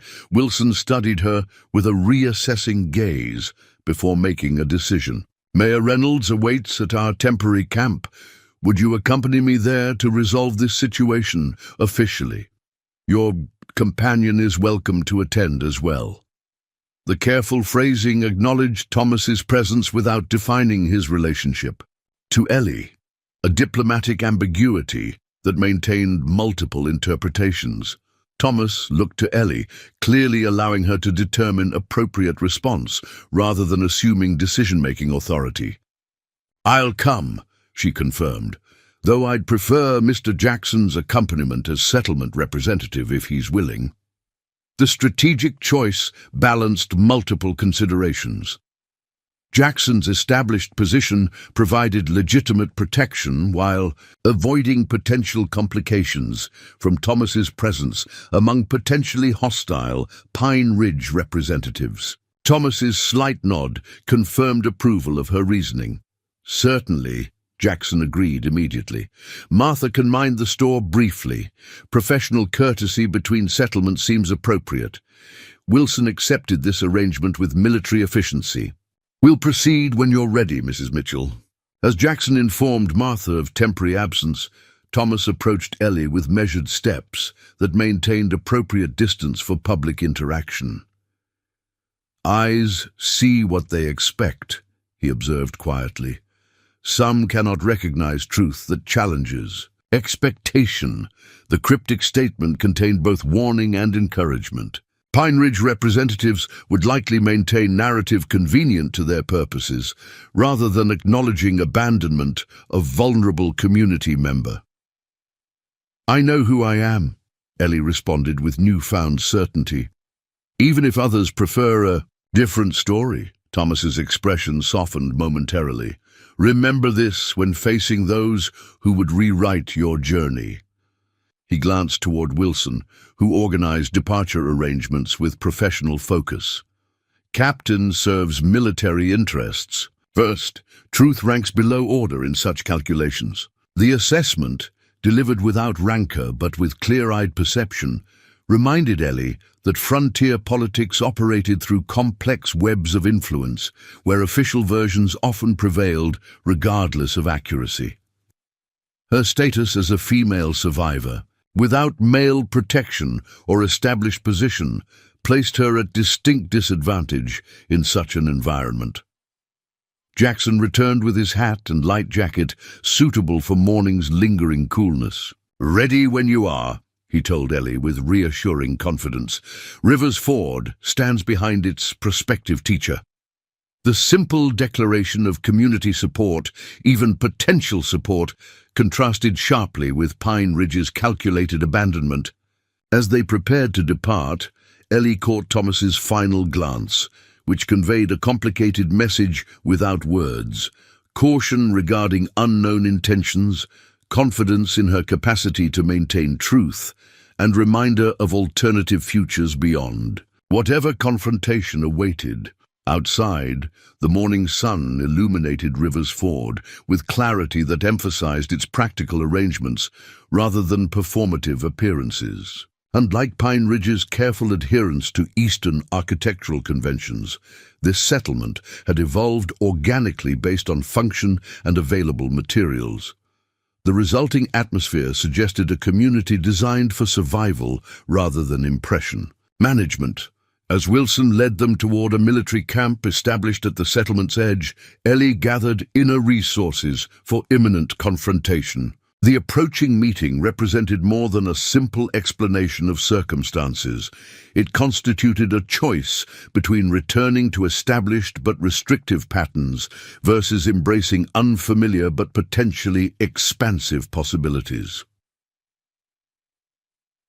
Pine Ridge offered known limitations within a recognized social framework. Rivers Ford presented an uncertain opportunity within a flexible community structure. Between these options stood Thomas Swift Arrow's example of navigating multiple worlds without surrendering essential authenticity, perhaps the most challenging path, but also most aligned with her emerging sense of self. With each step toward confrontation with her past, Eleanor Mitchell moved simultaneously toward a decision about her future, a convergence of trajectories set in motion by fire's destructive force, yet potentially leading toward unexpected renewal.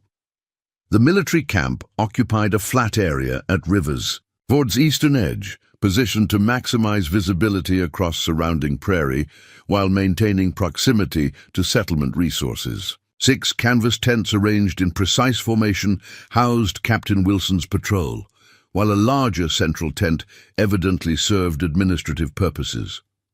Outside this command center stood 3 horses bearing Pine Ridge Settlement's distinctive bridle markings, tangible evidence that Ellie's past had literally caught up with her present. As they approached, Captain Wilson maintained professional courtesy that revealed nothing of his personal assessment regarding the situation. "Mayor Reynolds and 2 council members arrived an hour ago," he informed them. "They've reported significant concern about your welfare following the settlement evacuation." The diplomatic phrasing contrasted with Ellie's vivid recollection of deliberate exclusion from evacuation arrangements. Rather than challenge this characterization immediately, she simply nodded acknowledgement, conserving emotional resources for the confrontation ahead. "I appreciate your facilitating this meeting, Captain," Jackson interjected smoothly. "Rivers Ford values cooperative relations with military units and neighboring settlements alike." The strategic statement established Jackson's position as community representative rather than merely Ellie's supporter, a subtle but important distinction that elevated the interaction from personal dispute to settlement-level diplomacy. Wilson's brief nod suggested recognition of this framing as they reached the command tent. "Mayor Reynolds," Wilson announced as they entered, "Mrs. Mitchell has been located, safe in Rivers Ford. Mr. Jackson accompanies her as settlement representative." The tent's interior contained basic field furniture, folding table, several chairs, and a map display showing regional terrain with fire damage marked in red. Seated at the table, Harold Reynolds appeared unchanged from Ellie's last encounter before the fire. Substantial physique straining his waistcoat buttons, complexion flushed with habitual indulgence, expression conveying authority he considered natural birthright rather than earned responsibility. Beside him sat Pastor Whitfield, whose pinched features suggested perpetual disapproval, and Franklin Peterson, the newly arrived teacher whose appointment had precipitated Ellie's dismissal. Their collective presence represented Pine Ridge's power structure in concentrated form, political, religious, and educational authority united in common purpose. Reynolds rose with theatrical relief that immediately struck Ellie as performative, rather than genuine. "Mrs. Mitchell, thank the Lord you're safe. The settlement has been beside itself with worry since discovering your absence during evacuation accounting." The blatant mischaracterization momentarily stunned Ellie with its audacity. She had been explicitly excluded from evacuation arrangements, yet Reynolds now portrayed the settlement as concerned rescuers rather than deliberate abandoners. The narrative revision demonstrated breathtaking commitment to appearances over reality. Before she could formulate a response that wouldn't immediately escalate tension, Jackson intervened with deliberate courtesy. "Mayor Reynolds, I'm Charles Jackson, Rivers Ford's trading post proprietor and council representative. We're pleased to facilitate resolution of any misunderstandings regarding Mrs. Mitchell's circumstances." The diplomatic introduction established a cooperative tone, while subtly signaling that Ellie had settlement support, rather than standing isolated against Pine Ridge's united front. Reynolds acknowledged Jackson with a perfunctory nod before returning attention to Ellie. "When the final evacuation count revealed your absence, we feared the worst," he continued. "Commitment to fabricated narrative unwavering. Search parties were impossible given fire conditions, but we've been making inquiries throughout the region since reaching safety." Each statement constructed alternate reality so divergent from actual events that Ellie struggled to maintain composed expression. Reynolds had personally informed her that evacuation transportation prioritized families with children, making her special circumstances her own responsibility. No mention of search parties or regional inquiries had occurred until her presence in Rivers Ford somehow warranted reclamation. "Your concern seems belated, Mr. Reynolds," she finally responded, keeping her voice level despite internal turbulence. "Particularly given your explicit statement that I should make independent arrangements, as community resources couldn't accommodate everyone." Reynolds' expression flickered momentarily before recovering practiced sincerity. "An unfortunate misunderstanding during crisis conditions. Clearly my attempt to suggest you might prefer independent travel options was taken as exclusion. The council never intended for abandonment." The brazen reframing demonstrated skilled manipulation that might have intimidated Ellie in earlier circumstances. Now, having survived genuine abandonment followed by fire and near drowning, such rhetorical maneuvers seemed almost pitiably transparent rather than authoritative. "Intentions aside," she replied evenly, "I found myself without evacuation assistance, while every council member's family received priority transportation. Fortunately, I located a shelter that preserved my life despite the fire's approach." Captain Wilson, observing this exchange with professional neutrality that suggested experience with civilian disputes, interjected practical question. "How exactly did you survive the fire, Mrs. Mitchell? Reports indicate complete devastation throughout that region." The straightforward inquiry provided an opportunity to establish factual narrative before Pine Ridge representatives could further revise history. Ellie described her journey to the Henderson property, the well that provided crucial shelter and subsequent rescue by Thomas's scouting party, presenting events accurately while emphasizing her own agency rather than victimhood requiring. "External salvation, extraordinary survival," Wilson commented when she finished, genuine respect evident beneath professional demeanor. Few would have demonstrated such resourcefulness in crisis conditions. Reynolds dismissed this assessment with an impatient gesture. Nonetheless, Mrs. Mitchell clearly experienced a traumatic ordeal that requires proper recovery among a familiar community. We've come to escort her back to Pine Ridge, where arrangements have been made for her comfort and care. The presumptuous announcement revealed the actual purpose behind Pine Ridge's sudden concern. Not genuine welfare considerations, but reassertion of authority over community member who had survived despite their effective abandonment. Such independence potentially undermined settlement hierarchy if left unaddressed, particularly given Ellie's previous resistance to diminished status following widowhood. "That's most considerate," Jackson responded, before Ellie could formulate an appropriately measured reply. However, Mrs. Mitchell has been discussing potential teaching position here in Rivers Ford. Our settlement has 15 school-aged children currently without instruction. This revelation visibly startled the Pine Ridge delegation. Pastor Whitfield's perpetual frown deepened while Peterson shifted uncomfortably in his chair.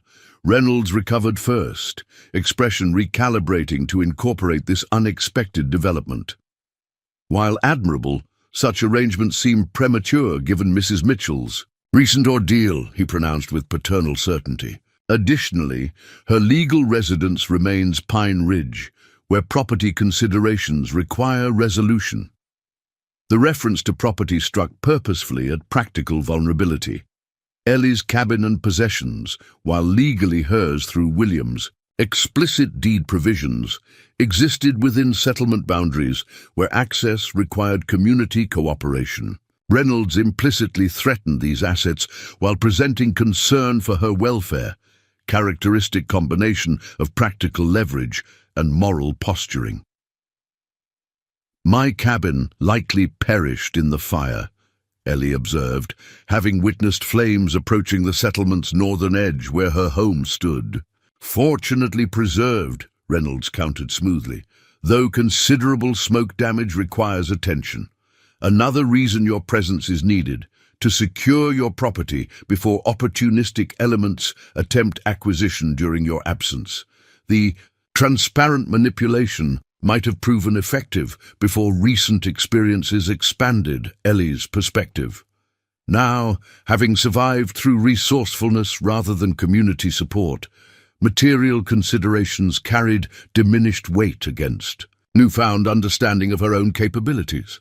Mrs. Mitchell's property rights remain legally protected regardless of her physical presence, Jackson noted with casual authority that suggested business acumen.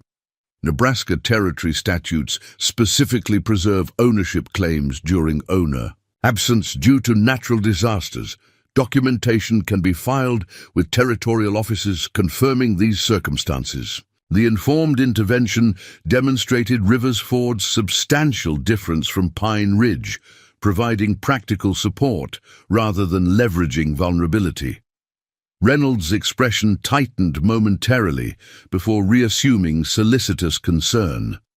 Legal technicalities aside, Mrs. Mitchell's place remains with her established community, he insisted, glancing toward Pastor Whitfield for moral reinforcement.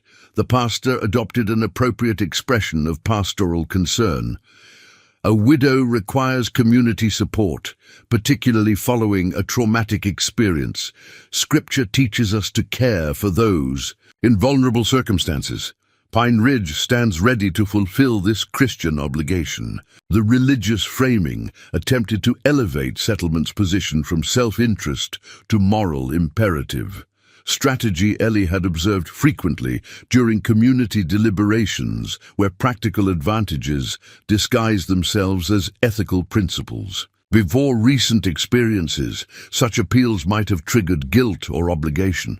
Now they simply revealed manipulative intent behind superficial concern.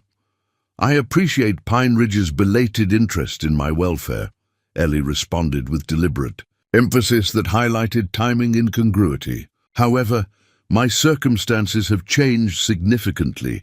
The fire that nearly claimed my life also burned away certain illusions about community obligations. Her direct approach clearly discomforted the Pine Ridge delegation, who had anticipated either grateful acceptance of their rescue or, at minimum, continued deference to established authority. Reynolds attempted recovery with a shift to practical considerations. Regardless of philosophical reassessments, practical realities remain, he stated firmly. Your position at Pine Ridge included housing considerations that Rivers Ford cannot match. Additionally, your husband's outstanding accounts with settlement merchants require resolution.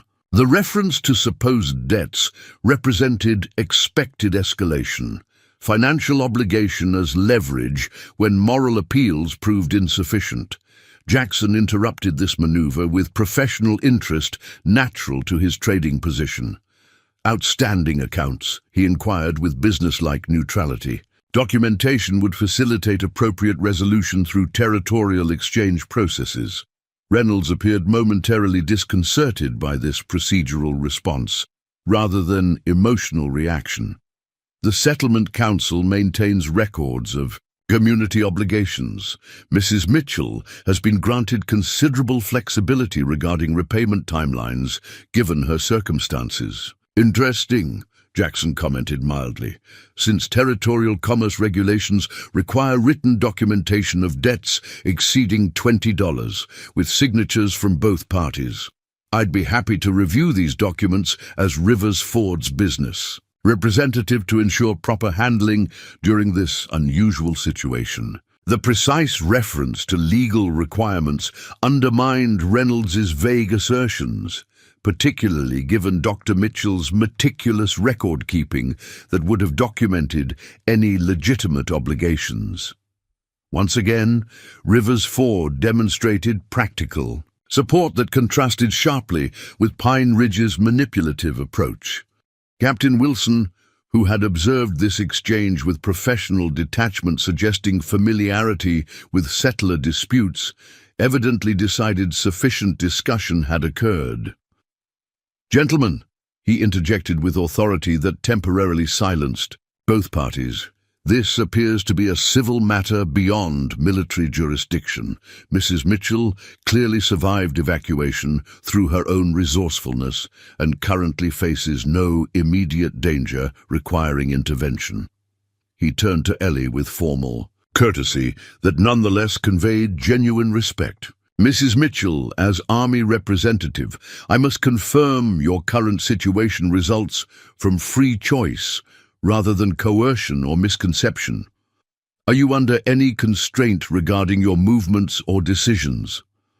The direct question stripped away rhetorical manipulations and social pressures, reducing the situation to its essential element, her personal agency. Ellie straightened almost unconsciously, finding strength in this straightforward acknowledgement of her autonomy. "I am under no constraint, Captain Wilson," she replied with matching directness. "I survived the fire through my own efforts, received assistance afterward from Thomas Swift Arrow's scouting party, and have been welcomed by Rivers Ford community while considering their teaching opportunity. My decisions are my own." Wilson nodded once, accepting this statement as sufficient resolution from a military perspective. "Then my patrol's involvement concludes. Civil matters regarding property or community obligations should proceed through appropriate territorial channels." He gestured toward the tent entrance, signaling the meeting's conclusion. "Mayor Reynolds, we appreciate your concern for settlement member welfare, particularly during crisis conditions." The diplomatic dismissal left Reynolds momentarily speechless. His authority superseded by military procedure that recognized Ellie's autonomy rather than settlement's claims. Pastor Whitfield appeared equally discomfited by this unexpected outcome, while Peterson maintained studied neutrality befitting his tenuous position as Ellie's replacement. Outside the command tent, morning sunlight illuminated Rivers Ford with Clarity that emphasized its practical arrangements and diverse community composition. Several residents moved about daily business, including a mother with 3 children whose curious glances suggested awareness of an unusual meeting occurring in a military camp.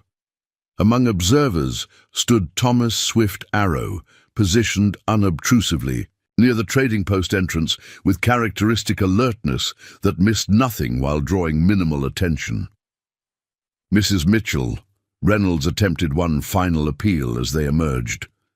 Reconsider this hasty decision. Pine Ridge offers an established community with proper social arrangements and familiar surroundings.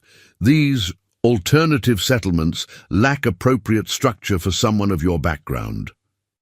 The concerning phrasing, alternative settlements, and appropriate structure, revealed fundamental objection beneath superficial concern. Riversford's mixed population and fluid social arrangements threatened Pine Ridge's rigid hierarchies and cultural segregation. Ellie's potential integration into such a community represented more than individual choice. It constituted an implicit challenge to the established order Reynolds represented. "I appreciate your concern," Ellie responded with newfound clarity that surprised even herself. "However, recent experiences have expanded my understanding of the community beyond familiar arrangements. Riversford offers the opportunity to contribute meaningfully through teaching while participating in a community that values diverse perspectives rather than enforcing rigid conformity." The straightforward declaration silenced Reynolds more effectively than confrontational rejection might have achieved. His expression revealed a momentary glimpse of genuine comprehension, recognition that fundamental values divergence, rather than mere circumstantial misunderstanding, separated their positions. "The Settlement Council will process appropriate documentation regarding your property and outstanding obligations," he finally stated, retreating to procedural matters when persuasion failed. "Should you reconsider this impulsive decision, Pine Ridge remains prepared to reintegrate you appropriately." The conditional phrasing revealed unchanged perspective despite recent conversation. Reintegration on settlement terms rather than genuine community membership based on mutual respect. Ellie simply nodded, acknowledgement without further engagement, recognizing futility of continued dialogue between fundamentally incompatible worldviews. As Pine Ridge representatives departed toward their waiting horses, Captain Wilson offered brief military courtesy before returning to his duties, professional neutrality maintained throughout this civilian matter. Jackson remained beside Ellie, his steady presence providing quiet support without imposing direction or expectations. "Well," he observed as they watched the Pine Ridge contingent mount their horses, "that clarifies certain matters regarding settlement relations. Territorial offices will receive appropriate documentation regarding your circumstances to prevent future complications." The practical consideration demonstrated Riversford's characteristic approach, addressing concrete needs while respecting individual autonomy. Before Ellie could express appreciation for this support, Martha emerged from the trading post with a purposeful stride that suggested developments during their absence. Eleanor, she called, using Ellie's given name with natural familiarity that contrasted with Pine Ridge's formal distance. The Wilkins family heard about teaching possibilities and brought their children to meet you. 3 little ones with surprising math abilities and absolute determination to learn reading properly.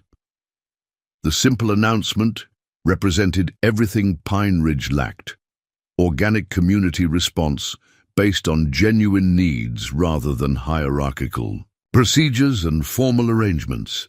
Ellie found herself smiling with unexpected warmth as tension from confrontation dissolved before this practical reminder of meaningful purpose. "I should meet them," she responded, feeling a strange liberation in straightforward acceptance of new direction without qualification or apology. As she walked beside Martha toward trading post entrance, Thomas stepped forward with quiet composure that suggested patience rather than intervention. His expression conveyed a complex message without words, acknowledgement of her chosen direction without presuming influence over that choice. Paths sometimes emerge from fire's destruction, he observed when she paused beside him. New growth follows different patterns than what existed before. The simple wisdom encompassed everything recent experiences had taught her, that destruction sometimes created space for renewal impossible within established patterns, that survival carried responsibility to honor lessons learned through hardship, that connections forming across supposed boundaries often proved more genuine than those enforced within artificial structures. "I believe you're right," Ellie replied with matching simplicity, "though navigating unfamiliar territory requires guides who understand multiple landscapes." Thomas's expression softened momentarily with a rare smile that transformed his typically stoic features. Some journeys require companions rather than guides, each bringing different knowledge to a shared path. The subtle distinction carried profound implications that Ellie wasn't yet prepared to explore fully, but recognized as a significant possibility emerging from a crisis that had stripped away previous certainties while revealing unexpected strengths and connections. Inside the trading post, 3 children waited with expressions combining curiosity and evaluation. Potential students assessing potential teacher with natural directness, uncomplicated by adult social constraints. Their mother, a practical-looking woman whose calloused hands suggested hard work, while intelligent eyes revealed sharp assessment, stood nearby with hopeful expectation tempered by frontier realism. "Mrs. Wilkins," Martha began introductions. "This is Eleanor Mitchell, former schoolteacher considering Rivers Ford's education needs. My children need proper learning," Mrs. Wilkins stated without elaborate courtesy, practicality clearly valued above social niceties. "Simon reads already, but needs mathematics. Emma struggles with letters but understands numbers naturally. Little James mainly needs patience but shows promising curiosity." The straightforward assessment refreshed Ellie's spirit after Pine Ridge's convoluted manipulations. Here stood genuine needs, stripped of pretense or political consideration. Children requiring knowledge, parents seeking assistance, community facilitating connection between these elements without unnecessary complication. "Perhaps we could begin with informal assessment," Ellie suggested, educational instincts awakening fully. "I'd like to understand their current knowledge and learning approaches before discussing formal arrangements." As the children arranged themselves attentively at a nearby table, Ellie experienced profound certainty amid life's recent chaos. Fire had destroyed artificial structures while revealing essential foundations. Near drowning had stripped away superficial concerns while illuminating genuine priorities. Cultural boundaries had dissolved before human connections based on mutual respect rather than enforced hierarchies. Through devastation's aftermath emerged unexpected clarity, purpose defined by contribution rather than position, community built on reciprocal support rather than conformity enforcement, identity rooted in authentic expression rather than external expectations. The path forward remained unmarked by familiar signposts, but illuminated by newfound understanding that transcended previous limitations.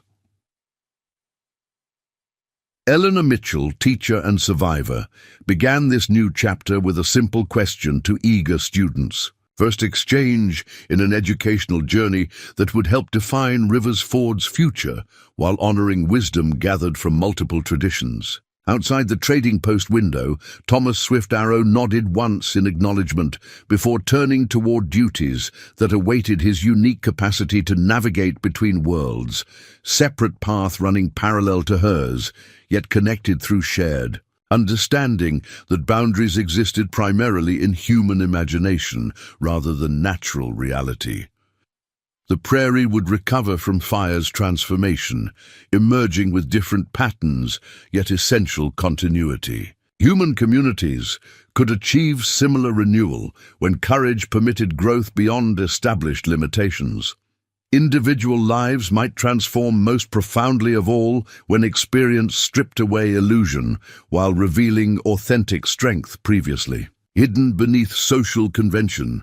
From devastating fire through desperate shelter in abandoned well to unexpected rescue and newfound purpose, Eleanor Mitchell's journey represented the possibility available to all who survived life's inevitable destructions, the opportunity to build something truer than what existed before, honoring both past foundations and future potential while remaining firmly grounded in present reality. This synthesis of multiple time frames and traditions would define Riversford's unique contribution to territorial development, with education serving as a bridge between worlds too often separated by artificial boundaries but united through shared humanity. Up next, you've got two more standout stories right on your screen. If this one hits the mark, you won't want to pass these up. Just click and check them out, and don't forget to subscribe and turn on the notification bell so you don't miss any upload from us.